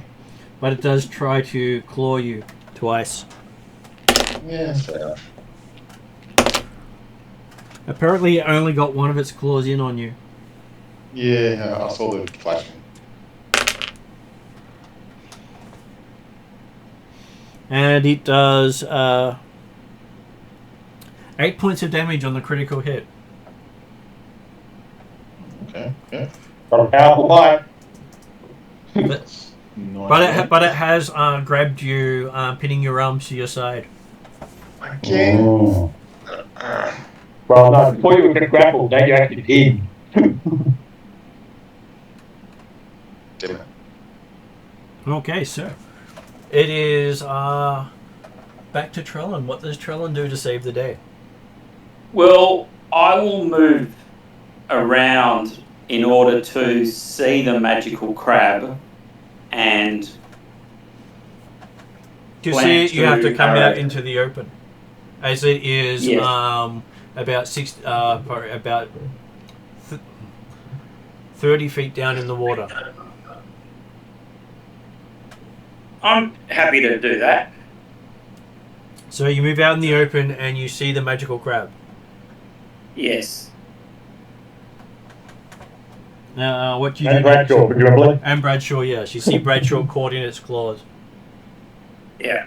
And I got a 29 and a 27. Okay, the arrows don't reach it. Okay. They get held up by the water. They get held up in the water, or they miss. They basically slowed right down in the water. Yeah. Makes sense. Yeah. Shooting into water is not very effective. Okay, so that does bring us to Bradshaw. Yes, I'll try to get out of the pin grapple thing at the moment. Okay. You are starting to find that your breath is getting hard to hold. 28. Okay, 28. You managed to slip free of its claws. And I'm still right down the bottom, aren't You are. I? I want to get to there, so I need to go up. Okay, leaving its threatened space, you trigger an attack of opportunity. Yeah, that's good. I can't do much about this, yeah. But this time you manage to escape the claws as it tries to grab a part of you that doesn't have a hold. So, how far away from the surface at the moment? Your head pops out of the surface at the end of your turn. Ooh, okay. Crab, must kill, get rid of water, easy to kill. Dimitri's turn. Am I feeling any effects of this large eye in my direction at the moment? You're not noticing any effects, but hey, you've never been in an anti-magic zone before. No, that's fine. So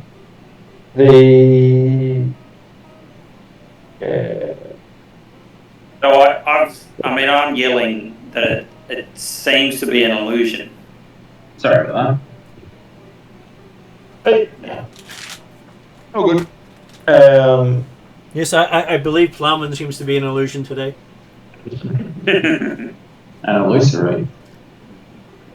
Well, that's okay.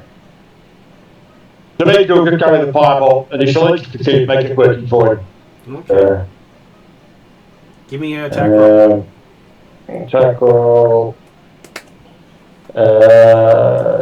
24.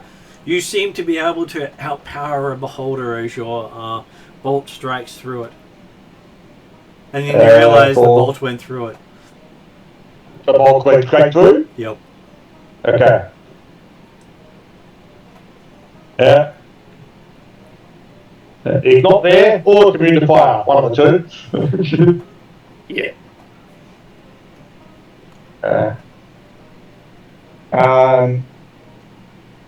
And so Dimitri will move forward, probably on effectively the other side of the pool, I'm assuming, towards the edge where he can actually be able to see, well, possibly he doesn't get to the edge of the pool to be able to see this crab and Bradshaw. Well, you can see Bradshaw easily. He's at the surface. Oh yeah, come back to the other side, excellent. Between the crab thing. You can see the crab thing when you're in about 20 feet of the edge. Yeah, okay. And basically, yeah, we're looking there and also take a look at the rest of the pool to see if there's other things in the pool aside from this crab thing. Well, you can only see one side of the pool from that side. Yeah, no, well, okay. From what I can see, I'll look what I can see. So. Doesn't seem to be any other creatures lined up along that wall that you can see. Okay. Okay. My turn. I'm assuming that Plumman can get in at whatever point he wants to, really. Would Plumman let you step in now and smack the dwarf? Yeah. Why are we smacking the dwarf? I'll expect the dwarf thing, yeah. The dwarf got dragged into the dwarf got dragged into the swimming pool by some sort of giant crabby type creature.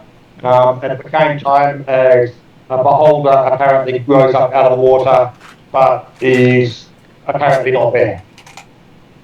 Yeah, so I'm assuming that it was magic that didn't touch the non-existent beholder. That's right. Demetrius get a fireball and a fireball through it, and then attempt to go straight through. Yeah, no problem. We're just going to confirm that with non-magical things. So Plumman's going to move into the water to within 10 feet of where the beholder is, or where it apparently is, and then have a swing. Okay. That might take you very close to the crab-like creature inside. Oh, is there a crab-like creature? Yeah, the one that dragged Bradshaw into the pool. I wasn't aware of that. Yeah, look, let's get within 10 feet of the crab-like creature and then smash its face. Okay, But give it's all going me in an water. athletics check. Athletics check? Yep. And do. Oh, we'll rage as well, by the way.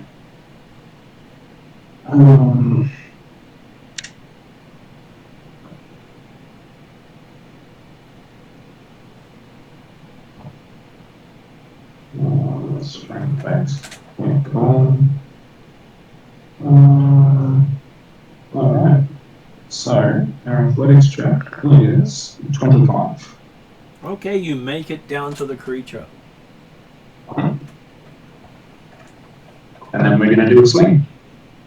Okay, give me an attack roll with disadvantage. Yeah. I'm going to need somebody to roll it for me, please. You want me to? However, yes, please. Yeah, I'll let you do Jeremy, you go first one. Well, on the plus side, I got a 19. On the negative side, I got a 7. That's fine. One moment, please. Joe, I'm about to start driving, so somebody please remember what this is. Plus 13. Plus 13, so 20 AC. Okay, so your axe hits it. Glaive, yeah. How much damage are we talking? Hang on 2 seconds. 5d10 plus 7. 5d10 plus 7.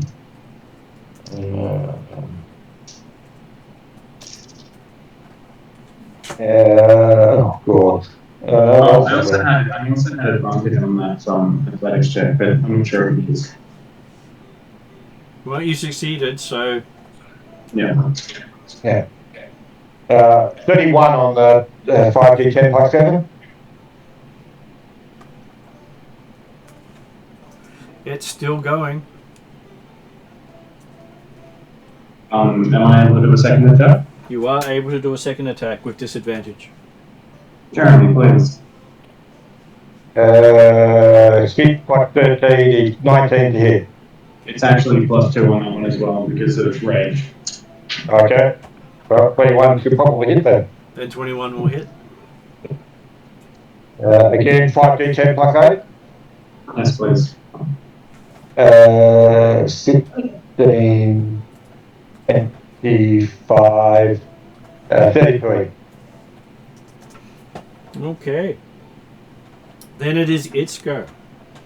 Both Plumman and Bradshaw get to make Wisdom saving throws.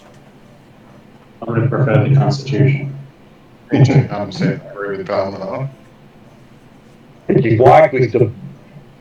You want me to roll that one for you, David? Yes, please. Plus 0. 12. And Bradshaw. 7. Okay, so Bradshaw just drops beneath the waters as his body locks up. And Plumman just sinks down as his body also locks up. I can get out there. They have just been Because I can paralyzed in the water. walk on water. Yeah. But then sunk below the water. They apparently just stopped moving, or? They stopped moving and dropped to the bottom. Okay. As you've watched that, they just let all the air out of their lungs.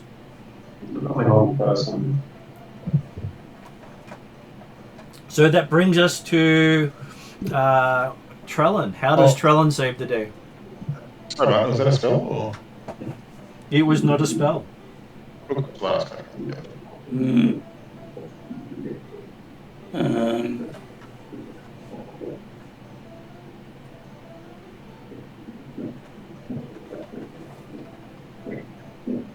Well, so if I move down, so it says which could include vertical surfaces, and that's up to 55 feet of movement, and plus I can add a dash action as a bonus action as well, and that'll increase it to 110. Can I make it to the two of them? They are under the water. If you're talking about walk on water, you can run up a waterfall. But it doesn't cater to you. Which can include vertical surfaces. So does that include, from my reading, it includes vertical. So I could go down. I don't agree with that one, unfortunately. Unfortunately, no, it's not a vertical surface because you can't reach the edge of the water to walk down the water because there's a wall in the way. But like, there's nothing stopping you effectively diving into the water if you want to get down into deeper. That's correct. Yeah, I can drop down and try and help these two. Although I only have 10 strength. Okay, so give me a athletics roll to see how well you swim down towards it. Yeah, at the same time, I'm not wearing any armor. I'm sorry, I'm only wearing.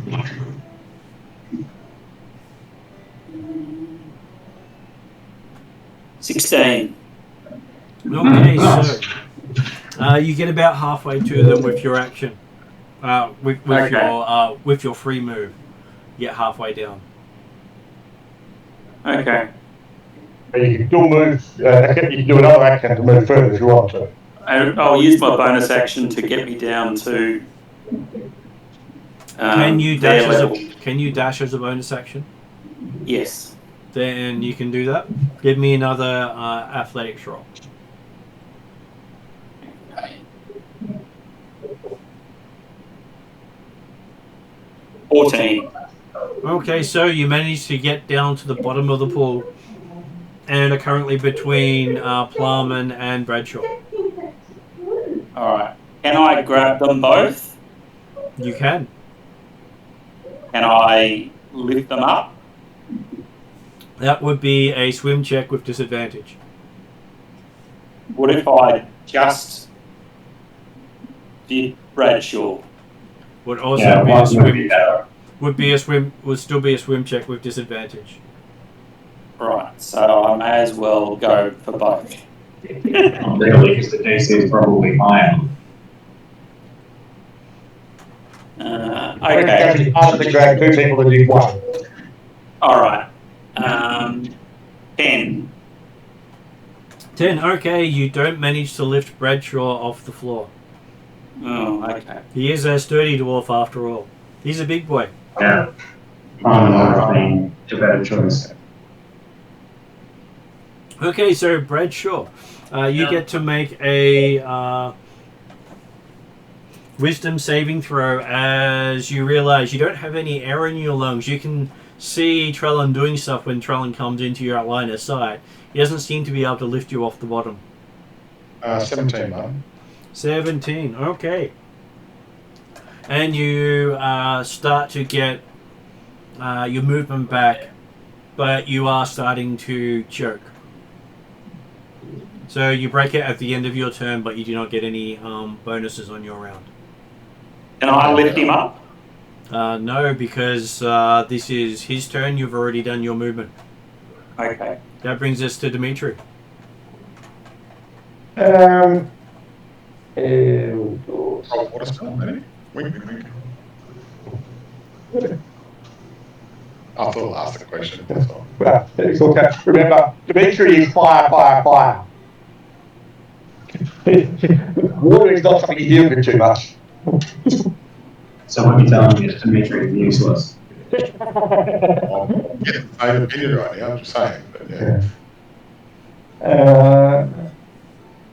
What about some dimension or some teleport? He does have the problem with line of effect. Good guess. The water actually stopped the water stuff. How about you just get grid screen? I'm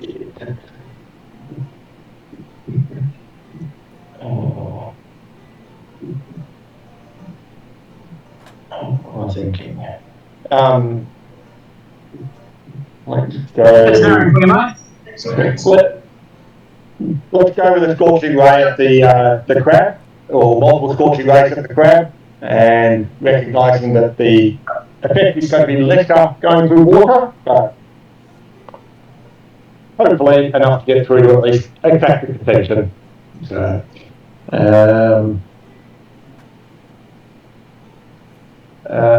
AC 23. Okay, give me a roll for damage. Oh, so you could put them off equally, don't I? So AC 19, I'm guessing may not hit. Still get to roll for damage. That hit? Hits the water. Alright, yeah. And 29. Also hits the water. So give me a damage roll to see how much water you turn to steam. Yeah.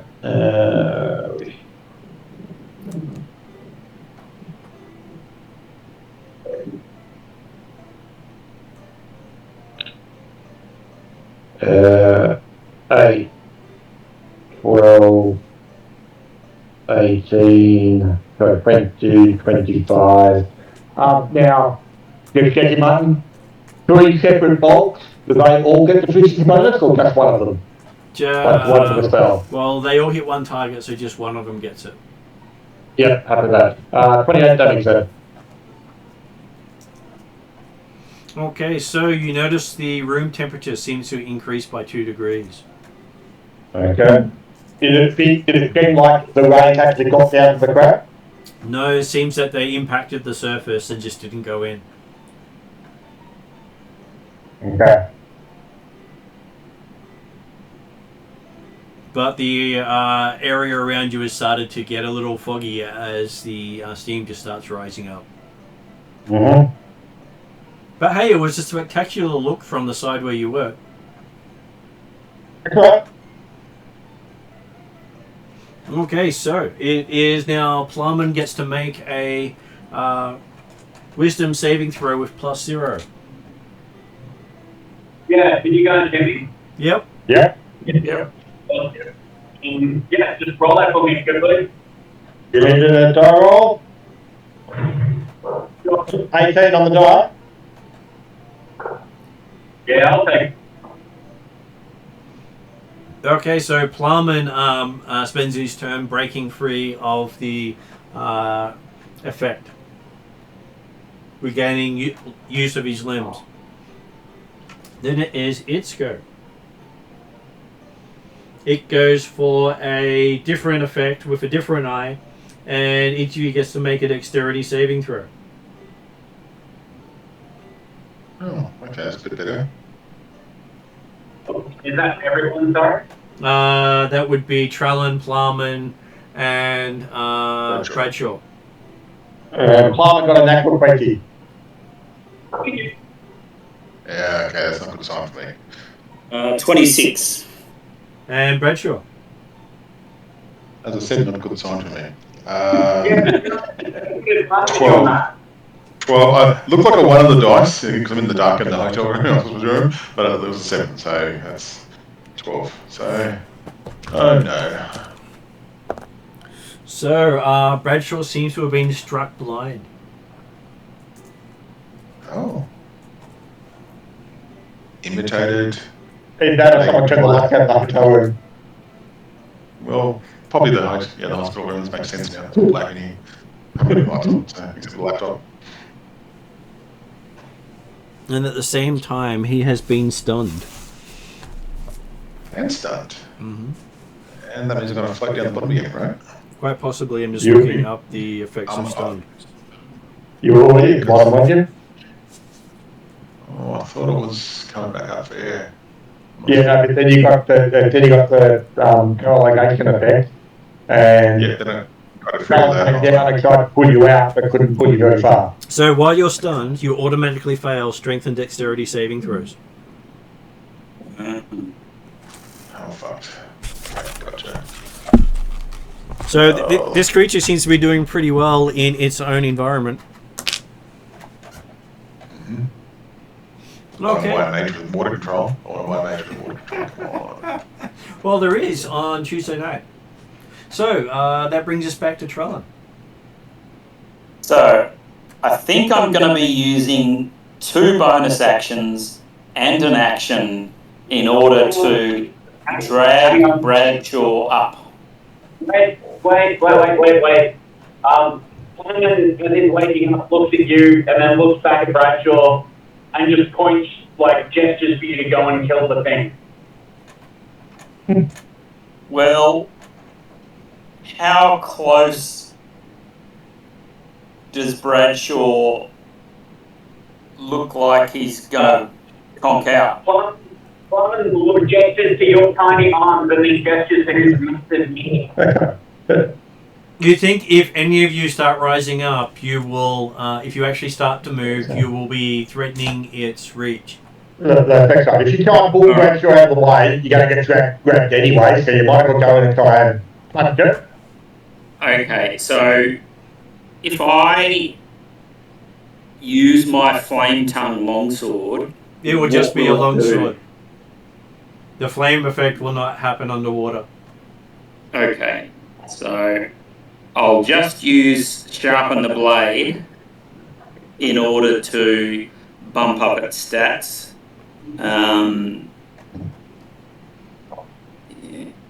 Does that take an action, or does that mean you're not attacking this round? As a bonus action, you can expend up to 3 to grant one Ken's weapon a bonus equal to attack and damage rolls. So I'll use that. Okay, so yes, you move up to it. The long sword does not give you a penalty under the water. No. As you can thrust with it. Okay. A 23 and a 27. Okay, they are both hits. Okay. Now, it's so long since I've used my flame tongue longsword without fire.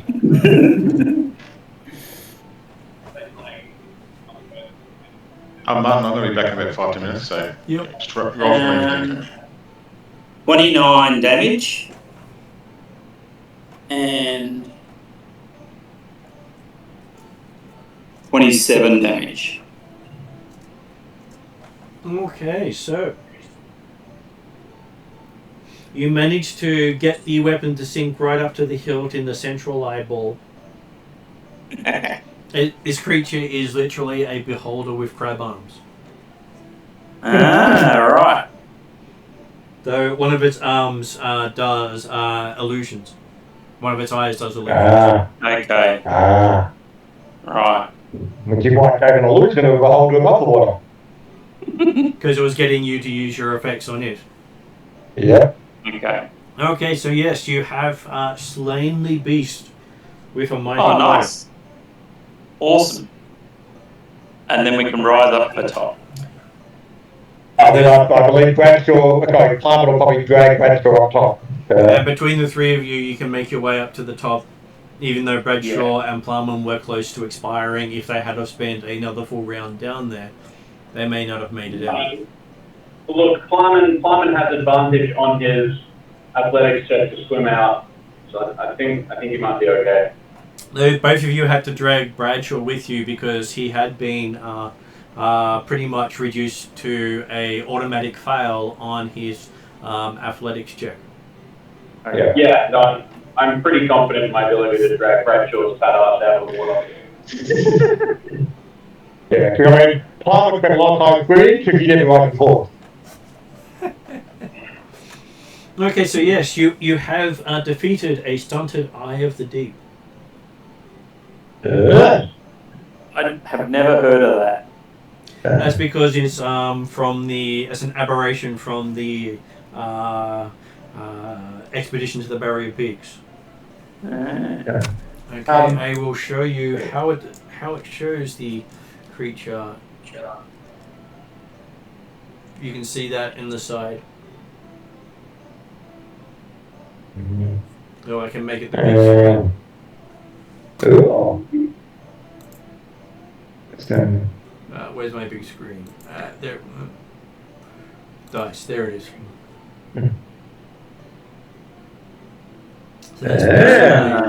So that's to make you well, why are you going on wet? Do you want to drag that thing out? Could be have a look at it. Yeah, it sounds good. Plumman drags this big shelly butt out of the water.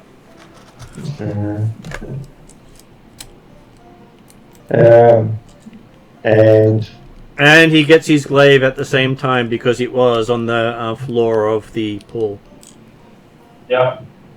Probably Bradshaw got the weapon or two down the bottom there too, didn't he? He did. Bradshaw did it. Then Bradshaw is stunned for only able to jibber jabber for about 3 minutes. No cane then. But he's going to take some time to actually encounter this beast and take a look at it. And is there anything else in the room or in the pool? Okay.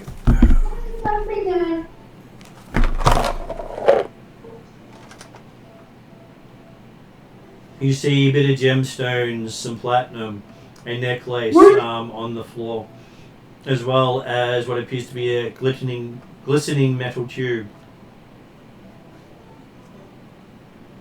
On the floor in the pool, or around the pool, or in the bottom of the pool? In the bottom of the pool. Okay. Well, certainly, if the others haven't noticed that by the time Dimitri's finished looking at the eye of the deep, I'm going to grab the necklace. Hey guys, do you want to go up next up? What have we done? It took you a while to do much because you've just been doing while your body's been unable to react to you. Okay. Alright, so the party didn't notice any changes. Yeah, sounds like a good night for me. I'll tip a bunch of gold and platinum on Bradshaw. Okay, so you're getting a golden shower.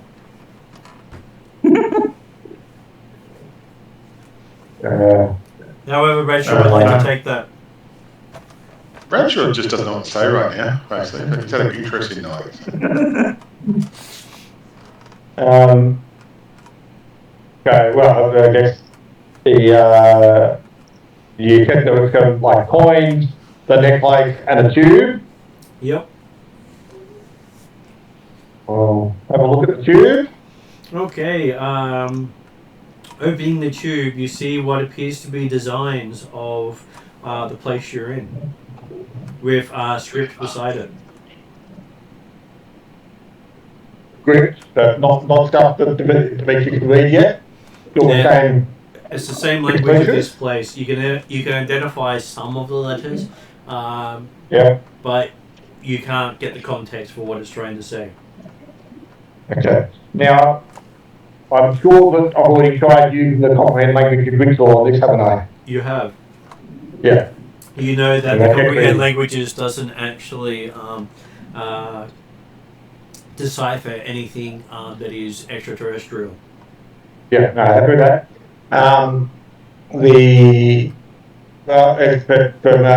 perspective, the tube and the plans certainly will provide additional information for him to actually try and decipher the language longer term, because hey, we know something about the external of the building, or the thing. So that's what you identified as where you are right now.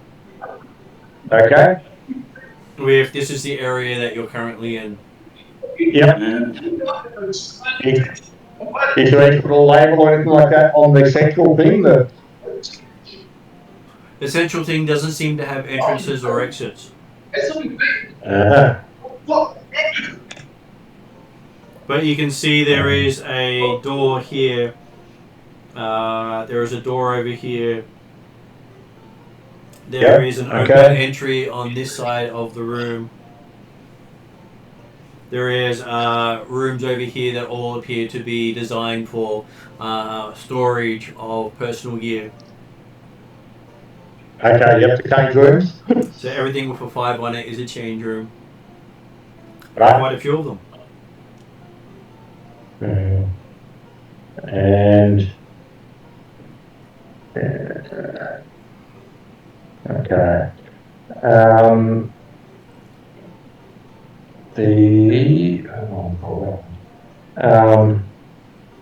just got to put that thing back down. I expect that it'll probably take a little time for him to recover. If people want to try off, Dimitri's happy to do presentation on them.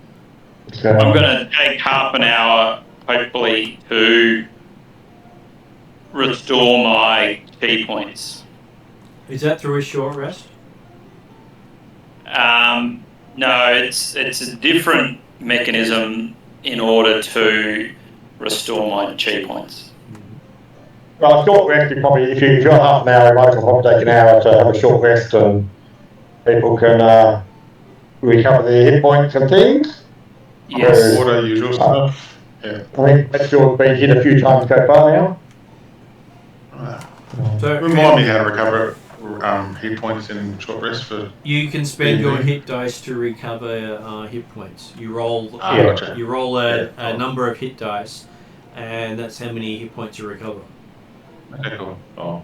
Plus constitution modifier? Yep. Plus 6. I think it's plus constitution modifier, isn't it? I will quickly look. It's been a while, man. No, we don't normally get the short rest because you normally spend so much you need a long rest. It also means that Dimitri actually gains some of his IQ, 4th top level up, I think. Short rest, 425. So.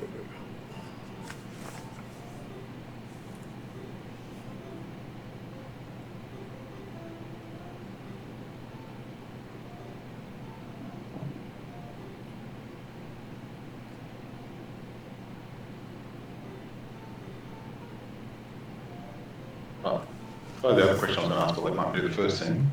So yes, it is. Each hit dice gets your Constitution modifier a bonus added to it. Okay. I don't think you wouldn't count it getting the Earth effect at the moment because you're not really on that color. Would that be half because of my dwarfing or not? That is not half because it's not magical hit. No, this is natural healing. This is the.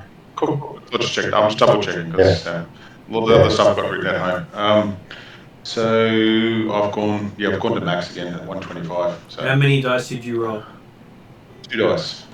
I've got a 16 and a 13, which is more. Because remember, the other thing is that when you're rolling those dice, when you have a long rest, you only get back half of them. Like, you only get back half your hit dice on a long rest. So if you use 2, you'll get them all back.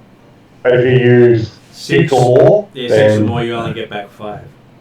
No, so well, 16 with plus 6 is good con, and then 13 on the next one, which was I was at 98 out of 125. So that comes Okay. in, so. Yeah, because Bradshaw had 41 points of damage. Did you heal all 41 points? I did. I missed some, did I? You did, because you've been quite a few times. from previous weeks as well. Oh, I didn't remember. I don't I'll go to both, and I'll just go back to put them hit before, and hey, no, that's taken. You started the session Let's with just, 16 damage. Okay, well, I didn't calculate that one, so I've healed 29, so that's all. Well, the 16 damage is what you did to yourself. Yeah, I forgot about that one. Sorry, that's apologies. Yeah.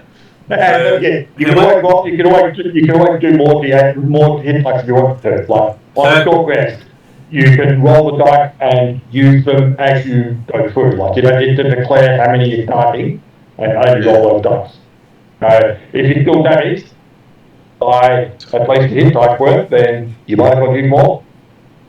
Another 14, and then it's another 10. That's another 24 on the top of the 20. 29. That'd be 29 plus 20. 6. That's I'm brain fart. 55. 55. Okay, so you're fully healed now, and how many hit dice did you use all up? 4 dice. That one. 4 dice all up.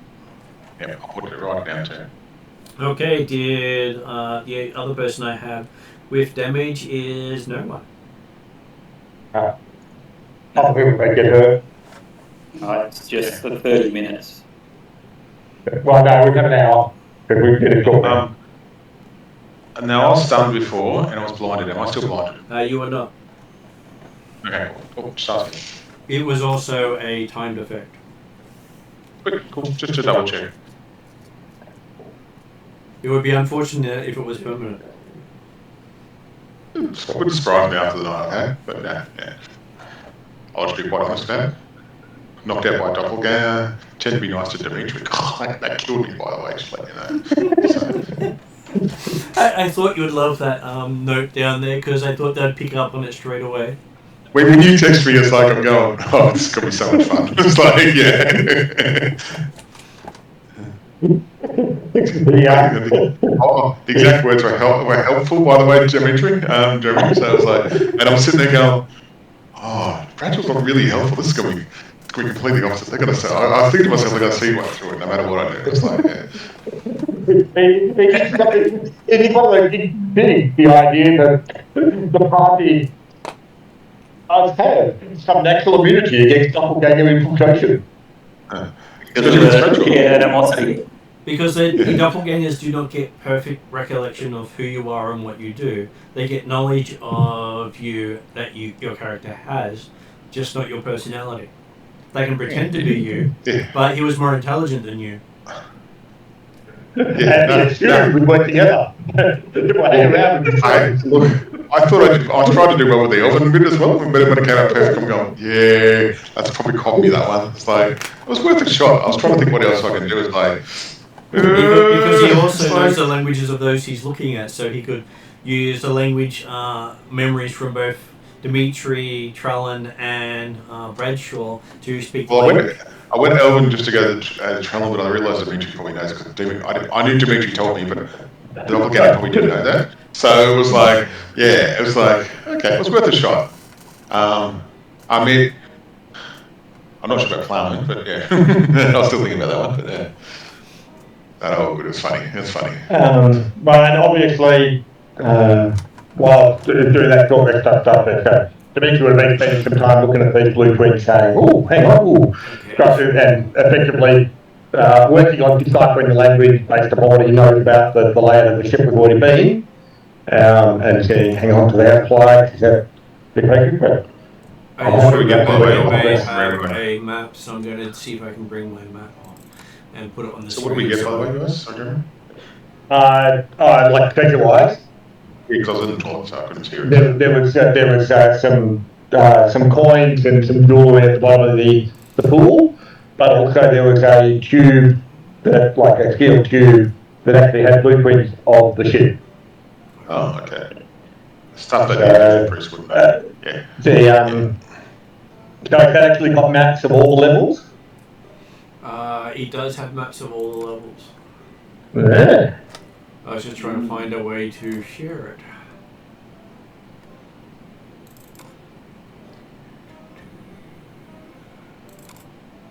Yeah, you definitely should get on the Bradshaw. Bradshaw understand everything going on. Yeah.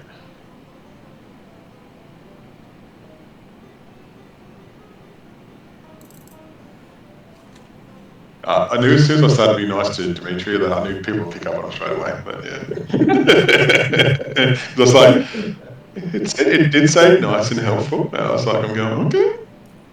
Was it? Bradshaw's currently replaced by a helpful, skilled doppelganger. Okay. So We should have kept it. helpful was good. Yeah, you probably should have kept him. Honestly, I think you should have kept him personally. Helpful and skilled doppelganger.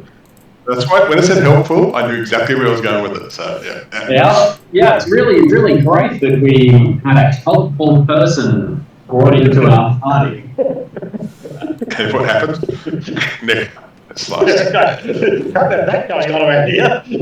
Shot in the eye. Nice thing. Hey, Bradshaw's not that nice. What's going on? No, as soon as I knew I was going to say It took everything in me not to attack it on sight. honestly, I couldn't blame you based on how because I didn't know that I like as I was telling Martin, I was like, it's like Doppelganger wouldn't know everything about Bradshaw, wouldn't know his animosity towards the party, we just think the party all work together kind of thing. So it was like, yeah, it's worthwhile, you know, how would it know that everyone hates the mage, you know? It's like, yeah. Bradshaw being nice and helpful. Like, how would it never know that? So, Just imagine this poor doppelganger shows up and tries to be nice to the party. It's like, what's wrong with all of you? What the fuck's wrong with this bloody dwarf I just knocked across the back of the head? Yeah. So I was like, yeah. So yeah. As soon as I knew Martin was texting me, I thought, oh, this is going to be good. This is going to be a good one. So, but I thought you were I really appreciate that, Martin. That was really good. Thank you. I enjoyed that. So yes, that's the blueprints of the level you're in. Okay.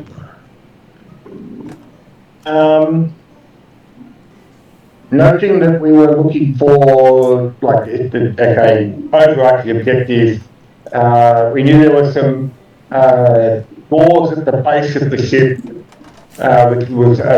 went out of the mountain, and also we were looking for a control room type stuff. I think we found what was in the cockpit, didn't it? Or vice versa. Yeah, well, you think the cockpit may be further down, or you missed it on the upper level because you didn't actually explore every area. No, that's right. What's that thing in the middle? That seems to be a area you cannot get to. That's right. It's not like that. Unfortunately, Dimitri can't read all the labels yet, so looking at the blueprint, can he work out where this external cargo door would be located? Can you see the highlighted area on the map? Oh, yeah, yep. That's where you'd expect it to be. Right, okay. So is this actually the bottom level of the ship, or is there other levels?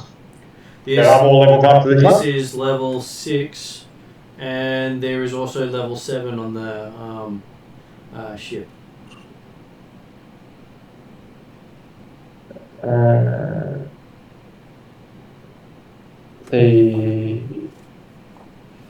Let's have a look at that shaded area down below on level 6.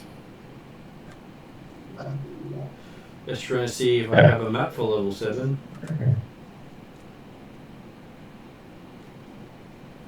So, Martin, was that doppelganger supposed to go bad? Oh, whether he did or not, I wasn't too worried. You just trusted that the party was going to end whatever the outcome was going to be anyway. I just thought they'd have fun either way. Honestly, if you did say helpful, I wouldn't have gone that direction. But the helpful word just made me go, yeah. What would have been interesting was whether or not its actual goals was to kill the party or not, or whether it was the idea, hey, it would have been quite happily helpful for the rest of the life. Well, that You did say also, you also had a comment on being very intelligent, and I thought, I was going to start talking about, talking about how horse lords are so great that they do this, and I was just going to go really into detail, and I thought, then I realised, by then I wouldn't have gone, neck would be cut off, but it's like, I thought, but Doppleganger didn't know that, so I was going to see how long I could last. Yeah, you already knocked it on the head just by saying nice and friendly Dimitri. Yeah, I know. As soon as I said that, I knew as soon as I said that, I'm going, I can see David just arc up. I can feel the kind of pressure down the mic. It's like, truly, I cannot tell you just how much it took not to kill it on sight. I know. I was surprised I lasted that long, actually, personally, because I was thinking, Me too. Well, if you're going to have someone pretend to be a doppelganger, a friendly dwarf would definitely showcase exactly how little they understand of the human persona. Well, it's all about party anyway. well, especially a party. It's more about party. It's like, okay, so after we finish the short rest then, Dimitri will lead the group back out the door we came in. And so, I'm pretty sure I know where we're going now. And head along the east-west corridor. The door you came in was that one. That's right, yep. And we'll go along that corridor to the other end. And then come down to the south and go into the, whatever the big room with all the herringbone inside of it. It's a bit hard to see exactly. So there's a door on the left, and a door on the left coming down, and a door in front of you coming down. Which one did you want to take? We'll go to the one going down. Because he's going that direction, So stepping in here, you see that many rows of seats lead from the back of this long chamber to a performance stage at the end you're standing on. A tattered cloth hangs at the back of the stage, hiding the rest of the room from view. The scuttling of tiny vermin echo throughout the ceiling room. Bits of bone and litter are scattered here and there beneath the seats.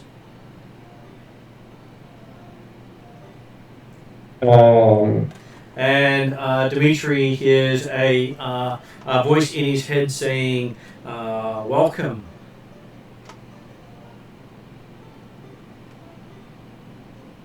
Hello?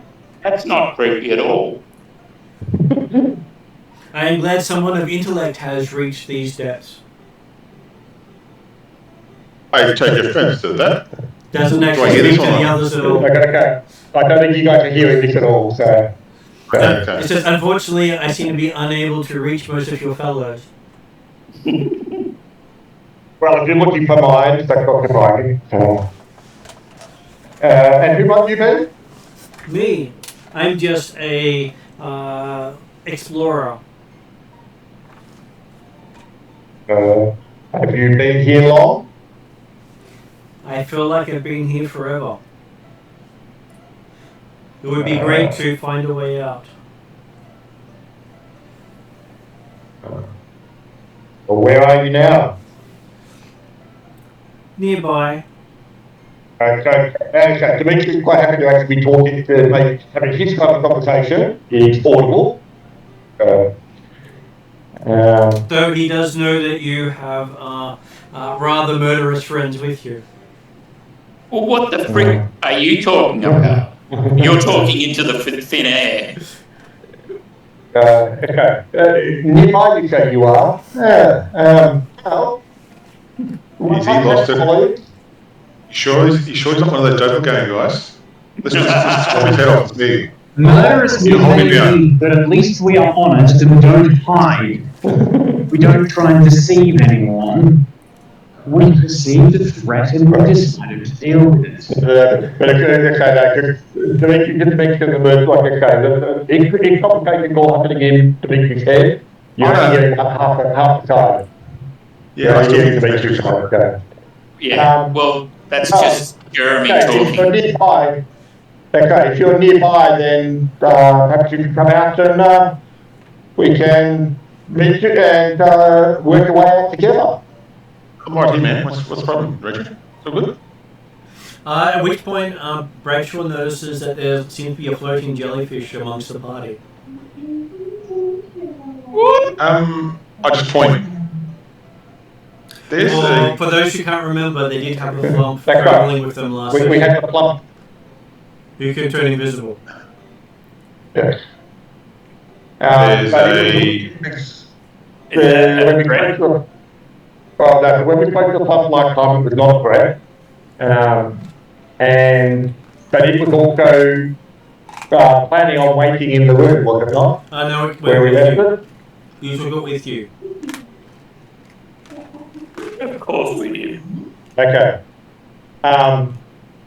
And I'm ironing off right now. I'm waiting for any sort of actions I don't like. I'm bringing the hammer out. And so you why are you making yourself visible just now? We've already had the conversation that we're taking you out. Is there not someone else nearby? I struggle to maintain my invisibility permanently. It runs out occasionally. Okay, but then why did you open with the discussion of apparent unknown greeting when we've already spoken at all? That wasn't me. You're talking to someone who seems to desire your intellect. Okay, that's okay. So the blunt is talking into Dimitri's mind. And someone The other thing talking into Dimitri's mind. Do they feel different, or do you get a sense of different thought pattern in the conversation? Well, one of them comes across as words, and the other one comes across as words with sensation. With the images and stuff like that, which is definitely what the plump was doing earlier. Yep. If the plump Why does communicates with the Dimitri look dumber than usual?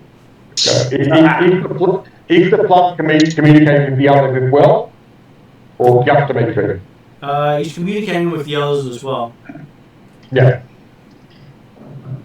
So the others might have something that Dimitri was talking to, suddenly appear, that he is already a friendly creature.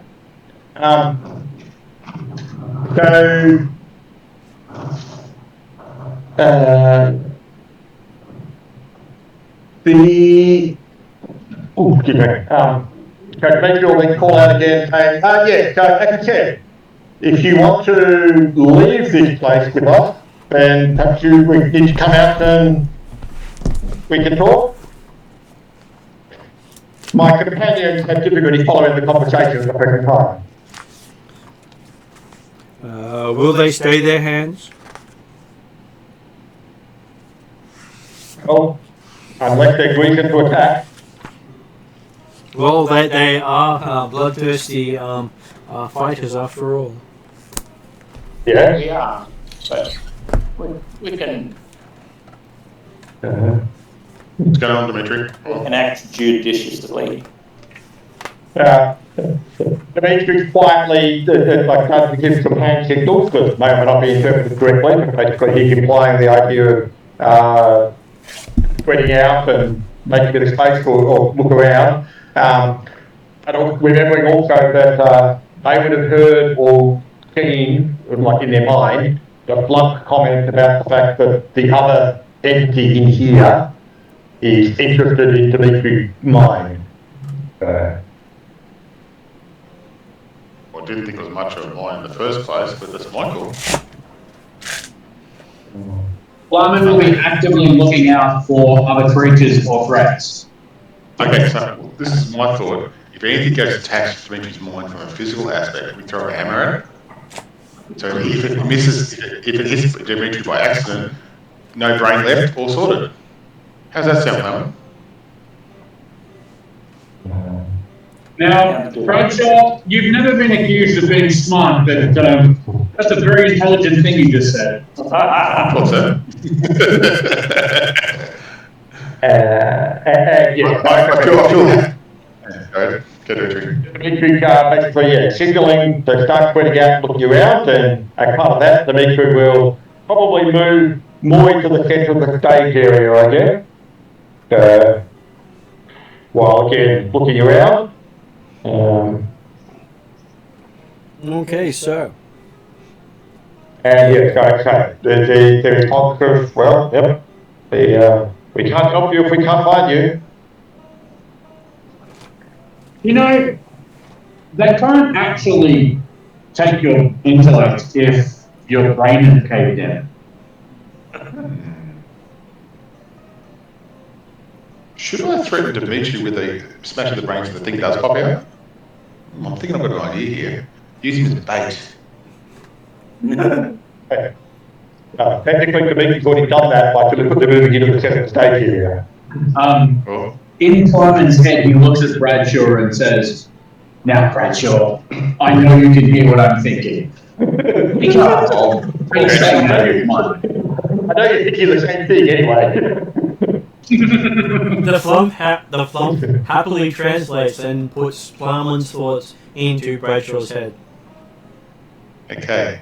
Bradshaw, if anything attaches to Plowman's brain, not Plowman's, Dimitri's brain, the Warhammer might go fly. So that's my indication. Old Plumpy McFlumface, Plowman tries to speak to the potentially friendly thing and says, "If you know where it is, you should tell me." We can see it. No. Funny, Plowman doesn't think in an accent, apparently. No. Remember, you can all see the plump, and the plump is talking to you in both, but mainly through emotional images rather than words. No. It's still saying if you can see where the other thing is, you should tell me. Yeah, no. I thought Martin mentioned the fact that you can all see it, but no, there are things you can't see the other entity. Okay. So only you can not see that. Dimitri will go indicate that, hang on, like looking around. So, obviously there's got a large curtain or something behind on the stage. There is a large curtain behind the stage. And there's obviously like a seat that people could be hiding in or behind in the auditorium. There are change rooms behind the screen. Okay. But but we can't, unless someone's looking behind the curtain, Ivan, I mean, yes, Dimitri knew there was some room behind there, but potentially whatever this thing could also be hiding in amongst the seating in front of the stage, is that right? That is true. Though you do hear the sound of a door shutting behind the curtains of a whoosh of the sound of the door. Okay. Did everybody hear that? Deception roll.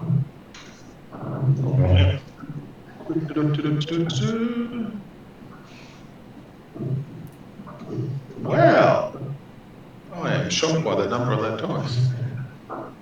What's high, is it?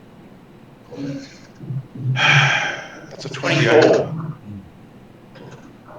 Okay, so both Trollin and Bradshaw do hear the door shutting on the other side of the curtain.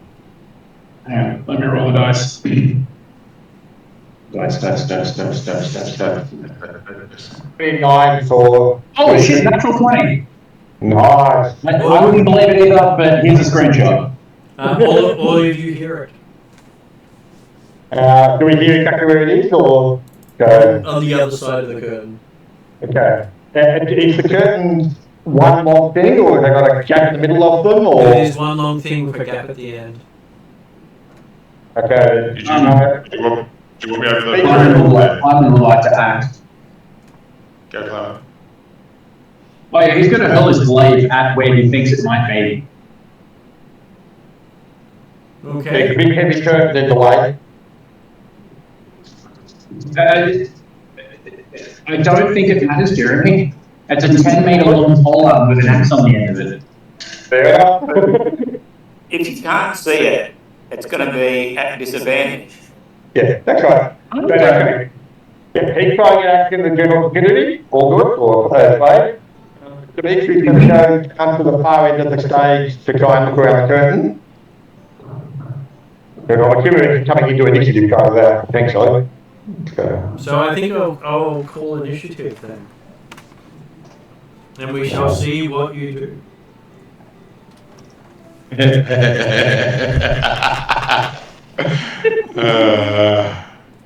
Yeah, I won't do much. It's a one single digit. It's better than 0, but less than 2. And it's quite big. 22. 22 for Blarman. Only 13. 13 for Trella. And 19 for Dimitri. Rachel's got an awful headache from the issues from later on before, so you got to roll a 1. So, there's no notice of what going on next.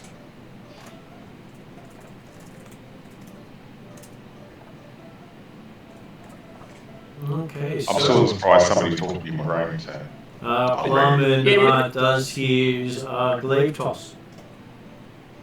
I'm hoping that my natural 20 perception might have helped him a little bit, but yeah, let's go with that.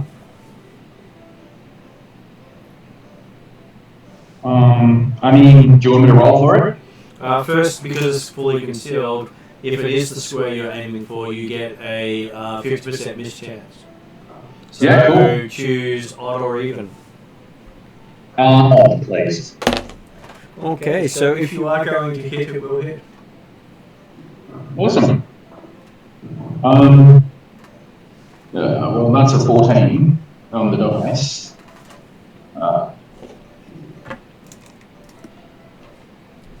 I think you're at +10, aren't you? Look, I might not throw the glaive mainly because it's going to be at disadvantage. However, I do have a javelin, so we'll throw the javelin. That would make it more sensible than the throw. Yeah. What did I roll? 14, 21. 21 to hit. Okay, so you hear a bit of a scream. Awesome. 5 damage. Remember, you could have also recovered your hand action. Yeah, no, I assumed that I wouldn't recover my hand axes, but But the javelin does seem much more logical than the guy throw to a curtain. that was my thought. Dimitri's now up. Okay, so I'm moving down to the end of the curtain at the far end from what the entrance from. Yeah. And take a look around the curtain and see if I can find anything. If I can, we'll make it a check. You see what appears to be a child with a javelin stuck out of it. Oh, what a party tonight. What a party. Human child? It's got a cloak. Seems humanoid.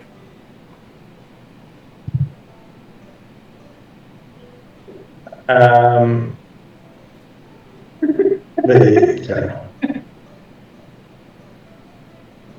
And you get actually, it's been knocked to the ground and like that, or is it just standing there with having just been hit by like double over or something with the javelin? It's been knocked to the ground with the javelin. And you can see spurts of green blood. Green blood. Yeah. That's a human. That makes the target. Wow. The xenophobe monster. So, Have you ever considered being involved in the Warhammer 40,000 universe? Because you fit in really well. Suffer not the Xenos to live. That's right.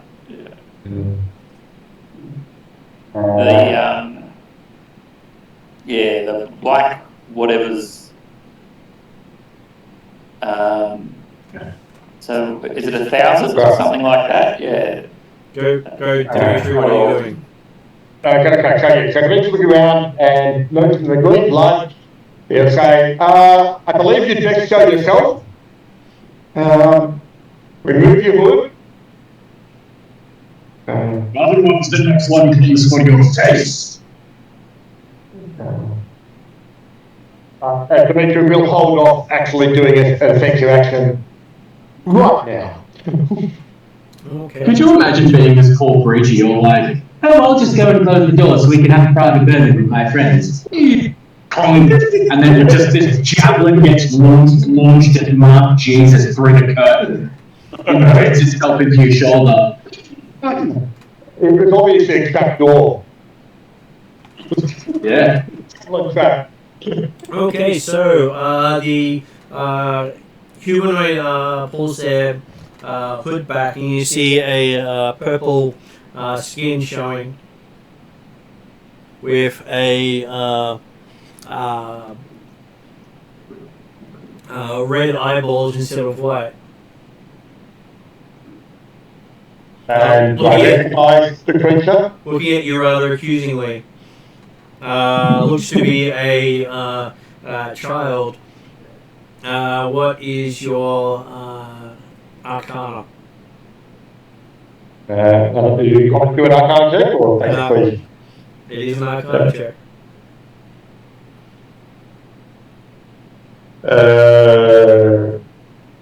15, 18, 29. You do recognize it as a I got 3. child form of the Mind Flayer. Well done, Yeah. Batman. Not necessarily evil. And they've certainly got a very, very, very bad reputation. I'm safe, I've got no brain. Not as bad as Plumman's reputation. Or Bradshaw's. So, yeah, but they're individual bad reputation, where Mind Flayers have a racial bad reputation. Well, Uh, so it's just going to grow up to be bad. So we're getting it early. When you really do belong in the 40k universe. So, Trolland's up to execute the child. well, okay, Dimitri will call out Mind Flayer. Or possibly, actually, no. Dimitri might call out a lizard. It's more intellectual.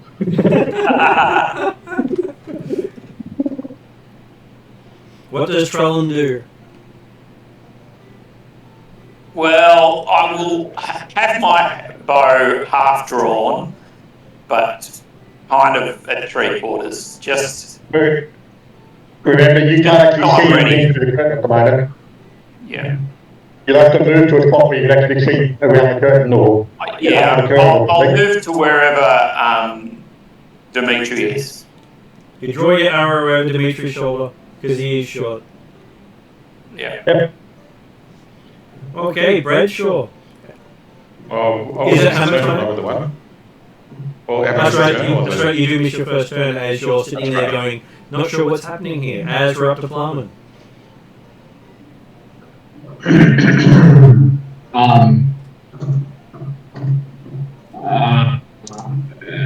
Dimitri doesn't seem too phased about whatever it is that's behind there. Well, I'm going to look into. It was certainly the statement of elected was definitely with a tone of revulsion, flight fear. It certainly wasn't necessarily something you would. Well, I only one short rest. It's fine. The only thing that tempering slightly was the fact that it seemed to be a child, but hey, that's probably still a killer. But yeah. Well, you are under more threat because you've got higher intelligence.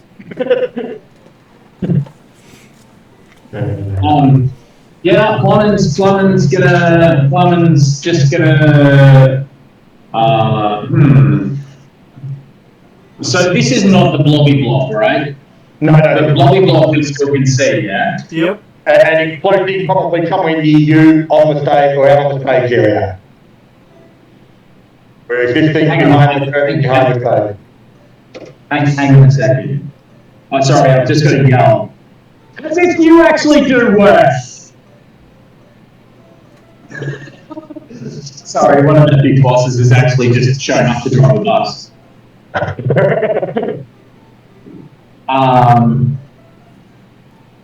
I mean, but Plumman's actually going to. Plumman can't see the thing, can he? That's behind that curtain. Yeah, with the curtain in the way. Well, you hit it. All right. Yeah, that's fine. Jesus Christ! You imagine that that javelin would have been traveling in Jesus, and it just appears through the curtain. Plumman will move his way to the other side of the curtain where the thing should be, and hold his glaive out at it threateningly. Okay. So, what does Dimitri do? Okay. Firebolt. Jesus Christ! I feel good just having a one now. I'll let everyone else do the murder, death, kill. Yeah. Okay, roll to attack.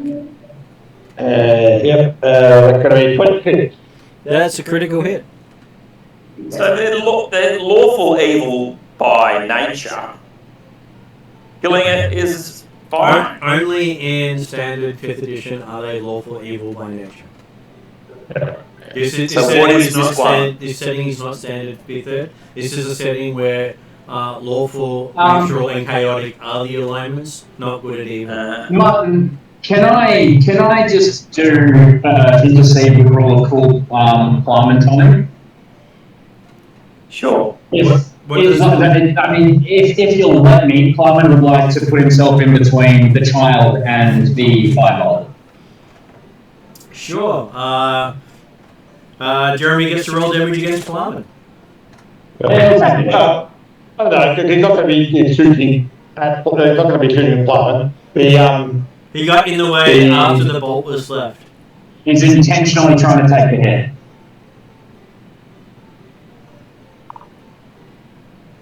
Okay, so he's got a reactor to get in the way. He did a bodyguard move. Okay, after that. 16, 22 points of fire damage. Ow. Is that with the critical? No, but then it probably wouldn't be a critical against you. Really? I don't know. I mean, I don't have that good AC. Let me just make sure. You're only AC 19. Yeah, so I'm not going to critical against you. Okay. Alright. Oh. And the little child It's a mind player. little child hugs Plumman's leg and with a please says, "Help me." I don't trust you, and the world would probably be better over the long term if you were dead. But you seem kind of useful, and if we all work together, we might get out of this hellhole. If you make one wrong move, I will kill you where you stand.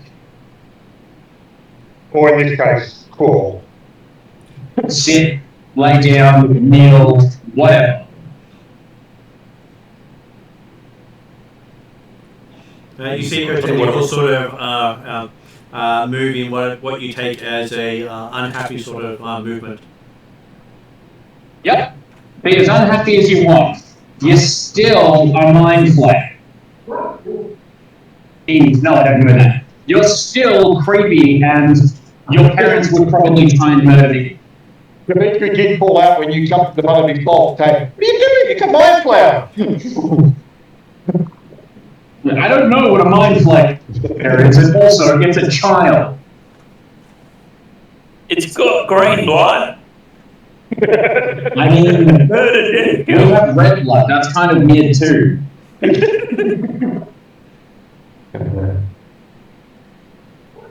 So Bradshaw yells out from the other side of the curtain, what's the illithid?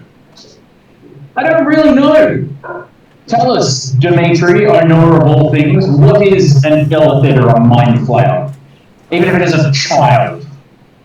Well, they're an ancient race of mind controllers that enslaved whole generations of multiple different populations across this world and others. And up to you. So, And Simon looks down to the mind flayer and says, "Is that true?" She shrugs, saying, I don't know any other people like me. Simon looks at Dimitri. "Is that true?" Ah. Or is it possible? May well be true, but Can Dimitri have an understanding? Okay, it looks childlike. Does Dimitri know anything about mind flayer physiology as to how old it is likely to be? Recognising that it may well have spent time in stasis anyway, but the idea being that how old it's likely to be, so therefore how much time it's likely to have spent in its own society. Well, you know that illithids have two reputed ways of reproducing. One being growing more like normal humanoids, and the other by absorbing a host. So, unlikely to have done so on a child. Okay, so presumably this is one that's been born as an illithid. They may have been in stasis for a long while. Yeah, but based on its apparent age, assuming it was within its own society until it got caught, i.e. until it got put in stasis, how old do I think it might be? Maybe about 5 to 8. Okay. I'll walk around the corner. And then in answer to Harmon's question, says, well, perhaps we can take it with us and test to see if it is telling the truth, but it's certainly worth watching at all times and guard your mind. I'll walk around the corner and go, hey, the javelin's still in it. Just thought I'd mention that. That's because it hasn't necessarily been decided to live yet. Confirmed to live anyway. And by the way, what about Blobby? Maybe Blobby is here. Unlikely. Blobby sends a sense of fear into your brain because it thinks it's about to be murdered again. Because unlike the child, or the apparent child, the flumps are recognised as being quite a friendly, well, not necessarily quite actually friendly, but definitely harmless extra-dimensional travellers, and there's no reason to hurt it. Okay. Hey, Blobby, what do you think about this? What do you think of the little teddy? Simon looks down at the illithid. By the way, your name is now Tenty. Thank you.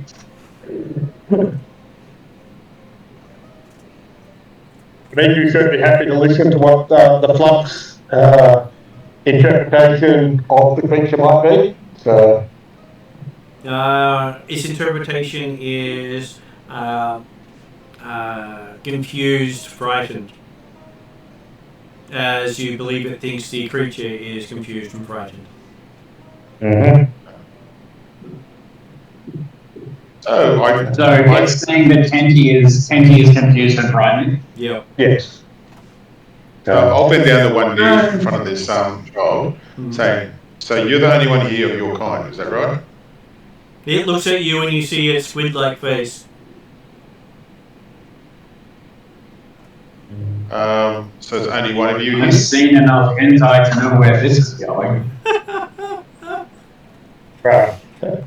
I don't know whether you heard Mark in his description or whether Bradshaw was aware of that, but yes. He certainly made a statement saying that he had never seen or didn't know of its own kind. So. He's not seen any other purple skins. Okay. And you went from a door, where's the door that you went out of? Points to the door right behind her. Anything else in that door?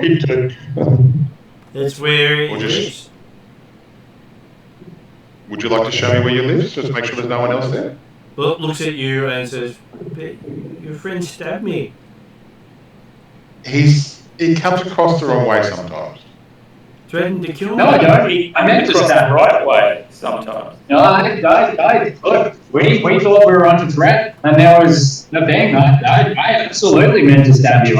It's I'm okay. sorry I did now, but that's what I meant to do at the time. And also, you're kind of a member of a race that gets all murdery and slavery. Of course, I'm going to be nervous about you being around us, so that's why I said that. The good news is that right now you've given me no reason to hurt you at all. So, sorry about the whole stabby thing. Yeah. He has a way with words. I say, look, show me where you live. I just want to make sure there's only one of you here. That's all. Just Well, make sure it's okay. before you actually make the thing try and get up and move, Simon, remove the goblin, and to make sure we're ready with the healing injection. As soon as you say Simon bricks out the javelin. And to make sure give it a healing injection. No, let's not, because it could side with an adult illithid on the way out. Yeah, that's good. And having Pretty sure we already did that. damage in the bank is better. No, okay. But the healing injection is not necessarily like for the cure all the damage back, and it's the idea that it provides some goodwill on both sides. And I just say out loud, it looks like a gnome with tentacles. Let's just go with it. It looks like a little gnome kid. He'll be fine. Okay, sir. That doesn't make it good. You see the wound close over as whatever you injected in seems to cause the wound to shut. Okay. And while you're doing that, Bradshaw opens the door to her room. What do I see inside? You see what appears to be a pile of kids' toys. Oh. I'm looking for any other entity, like anyone else that might be with her, like another adult of this or something. There is a bear that looks like it's been preyed upon lots of times. Oh. We're monsters. Okay. No, come on, go. It is a monster. It bleeds green blood. I'd say, hey guys, wait outside for a bit. And I'd say, do you want to pick up We have a your moment to take you to the room. You're the one who went into the room. Yeah, I'm in the room. We're Yeah. watching the thing, so. Dude, you're like getting beaten by it's so hard. Yeah, that's So we're fine. going to leave that sure to go into a room by itself again. I'm sure it will come out fine. I asked little tentacle girl. Tenty. Tenty? So, Tenty, do you want to pick up your toys before we go? She'll get a couple of her toys. She can't carry all of them. There's too many. No, just keep a couple, just to make sure you feel a bit better, that's all. I'm trying to be the father dwarf figure here at the moment, so. Yes. The dwarf father to the illithid. The father dwarf that would just earlier tell you he was still a toddler. That's right. My wife would want me to do this, so I'm doing it, okay? Just so you bear with me. You think your wife would want you to bring home a mind-controlling flavour?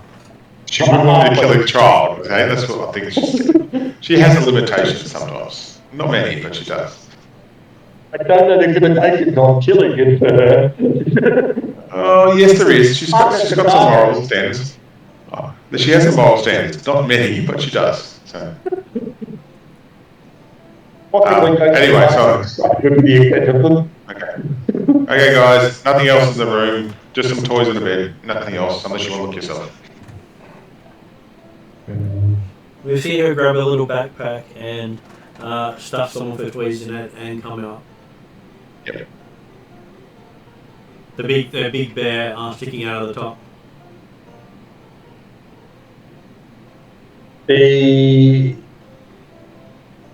So, have you explored this area much? Some try to do it while others not around. Easy to pick up most things by sound or thought.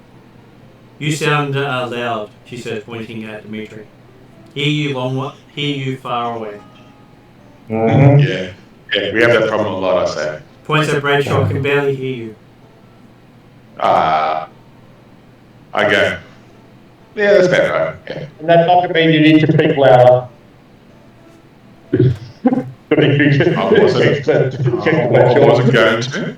I wasn't going to. What was I coming on ahead? Where did you first wake up? Upper level. Place for disposal.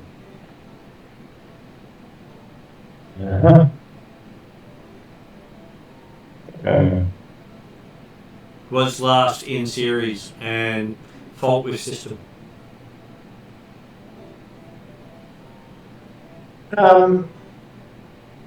Dimitri, having recognised or worked out that it is likely that Baron Uther and his people in the keep nearby are actually probably androids. Does he suspect, or Greenwood think that a mind player's abilities are not necessarily like to work on an android? Unlikely to work on an android, yes. Good, yeah.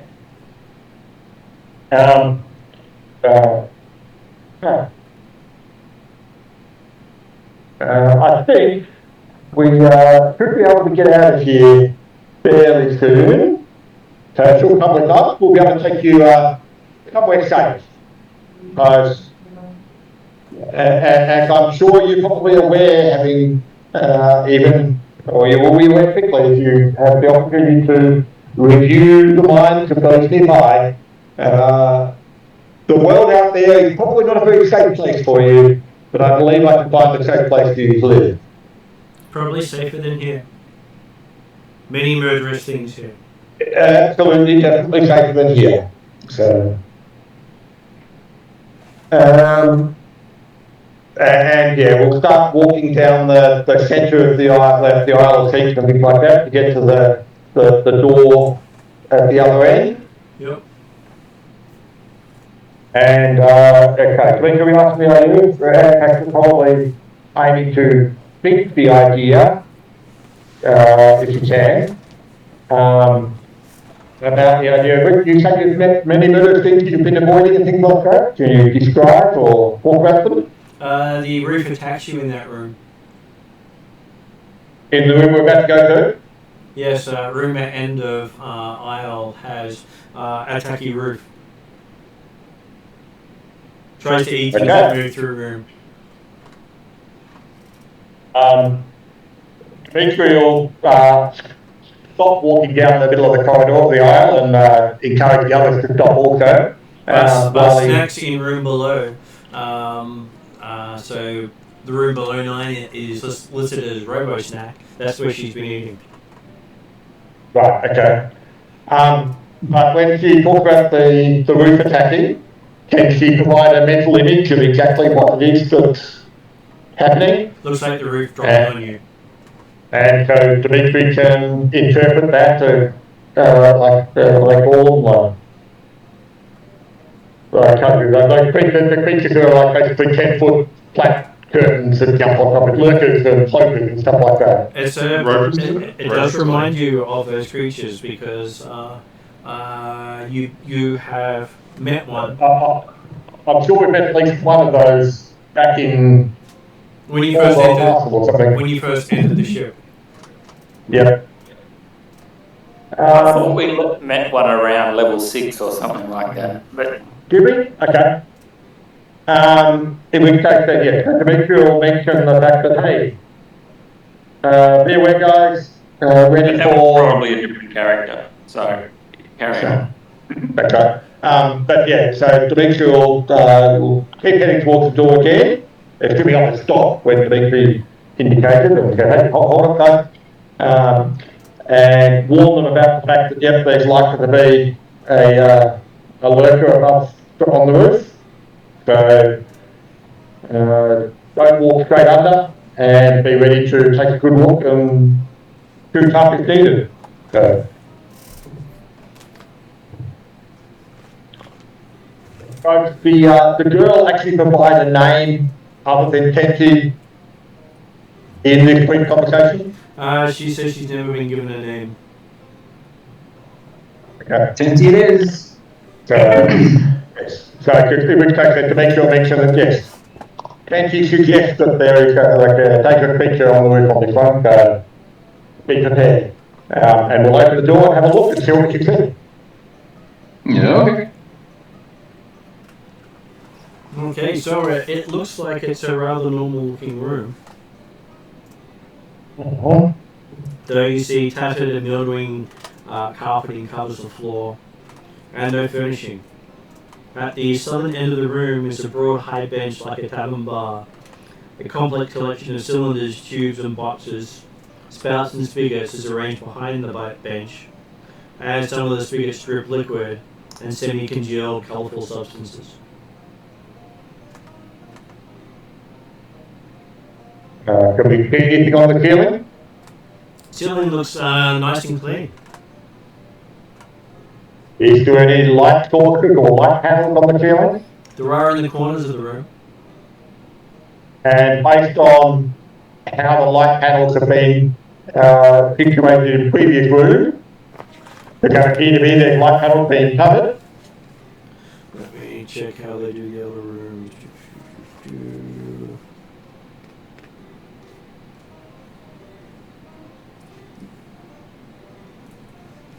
Well, the room is quite bright. Nothing seems to be covering the panels. But the roof, the centre of the roof generally doesn't light up. It's generally the edges. Right, yeah, okay, that's okay. It's not abnormal in the way it's set up. So, well, Dimitri's going to go for having a close look at the ceiling. Well, not obviously climbing up, but it's obviously there's something there. Going to have a good examination to have a look. Give me an investigation. My eagle eye longbow, I can use advantage with visible checks.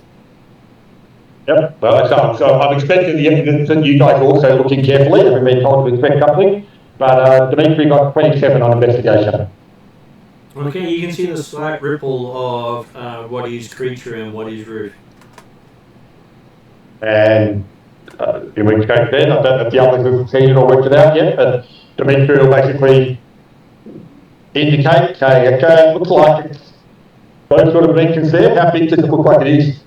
It looks like it's about 15 feet across.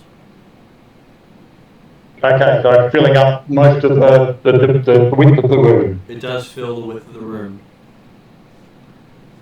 Sorry, Martin, how high is it up? Yeah, how high is the ceiling? The ceiling here is about 20 feet up. Hang on 1 second.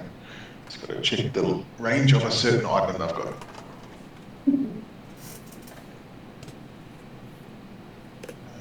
Remember, try not to damage the ceiling behind the creature. Don't talk about them. I mean, I could just pin it to the wall for you.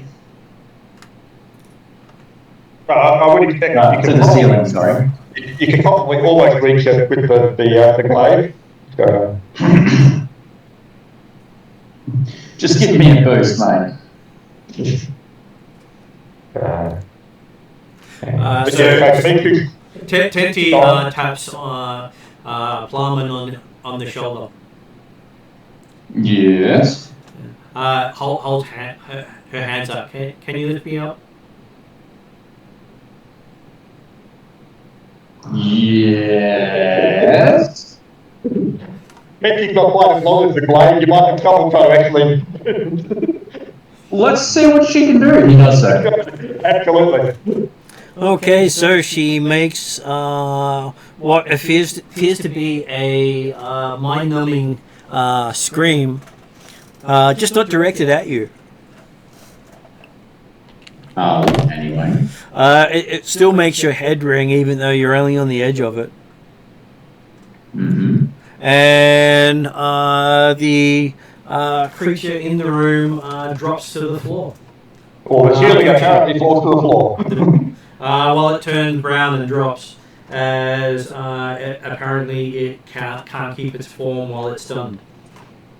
Oh, good Tinty. Plum pats her on the head. Stun now? Okay. Very girl. I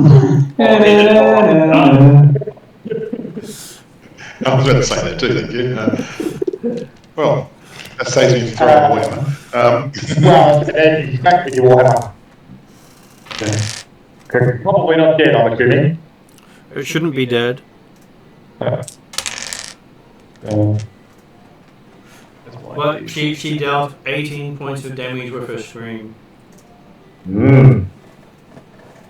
So you're going to sound a little cute. Well, what's concerned here, guys? Hey, she can be as murderous as she wants, as long as she's our friend. Right.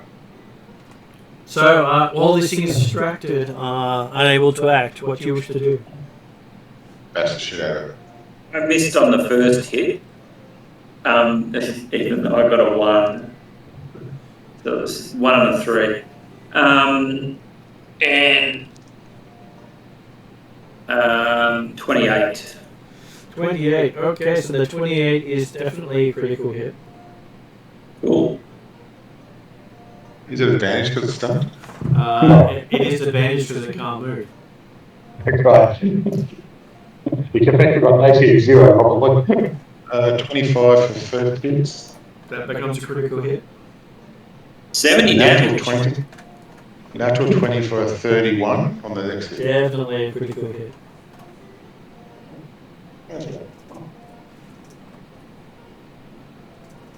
Yeah, I'm just doing base damage now because I can't remember all the things I have in the Warhammer.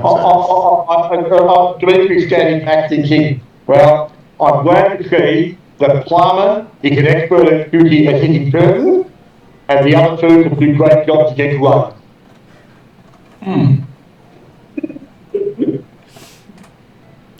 21 for the first hit. And I believe you've killed the rogue. And there is, and everyone hears an amused sort of feeling from the flump at Dimitri's statement.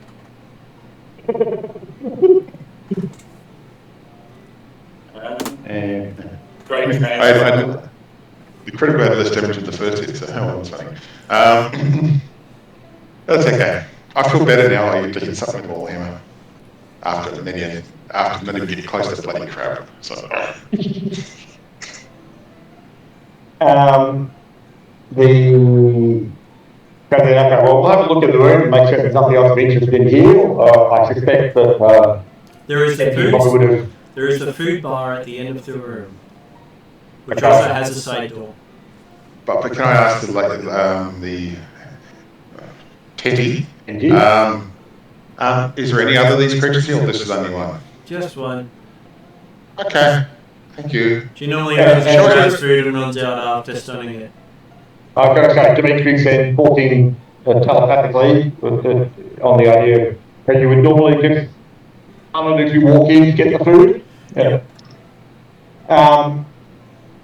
Let's go. Encourage, if people want to grab something, grab some food, great, but I think we should be able to get out of here quite soon. So, Okay, I'll look for food because I've got a bit of bad stomach reasons and bruising. So, yeah. No, she hands you a bar that has strange words on it, and she says it's good brain food. yeah. He's fattening you up. Okay, I'm going to take it. I trust this girl. Yeah. Obviously, the mic control's already working. 100%. No need for my control of Bradshaw. It's a waste of time. Bradshaw just goes, yeah, whatever. He doesn't really have the prerequisites. That's right. You can have an over-intelligence to a certain level. Doesn't work with Bradshaw. It would be easy for her to dominate Trellin, actually. Got 12 intelligence and 16 wisdom, so I'm probably getting up there. Okay, so yes, now that you've managed to grab some snacks and defeat the creature known as The flag we'll go out the other side of the room and down the corridor to that bottom cargo hold, and take a look at this. What we think is going to be, or Dimitri at least, is interpreted as being the external door that we saw from outside. Okay, opening it up, you see 10 large altar-like structures present here, each rising some 10 feet above the floor, and perched atop 3 sturdy legs. The altars are 10 feet in diameter and bowl-shaped. 4 odd-looking bent pylons loom over each of the bowls, ending in discs with spear-like protrusions in their center. And atop of one altar is a large tapered-bodied creature covered in armored plates. It appears to be dead. Dimitri will certainly have his grey card displayed. See, I actually have an image for you if I can get to it. Okay, yep. And we can find out exactly what we're looking at. Why does it look like Bruce?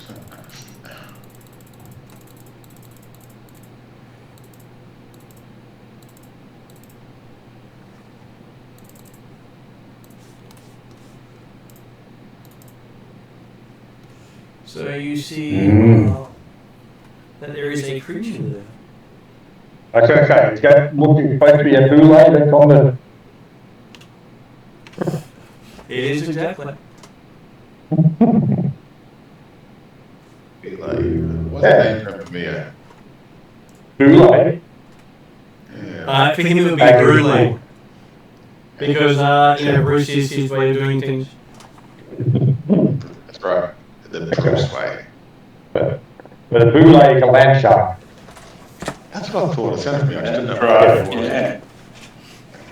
Or you can call it a bull if you want to be the non-pronunciation person. That kind of shark. Dimitri was called it a boule.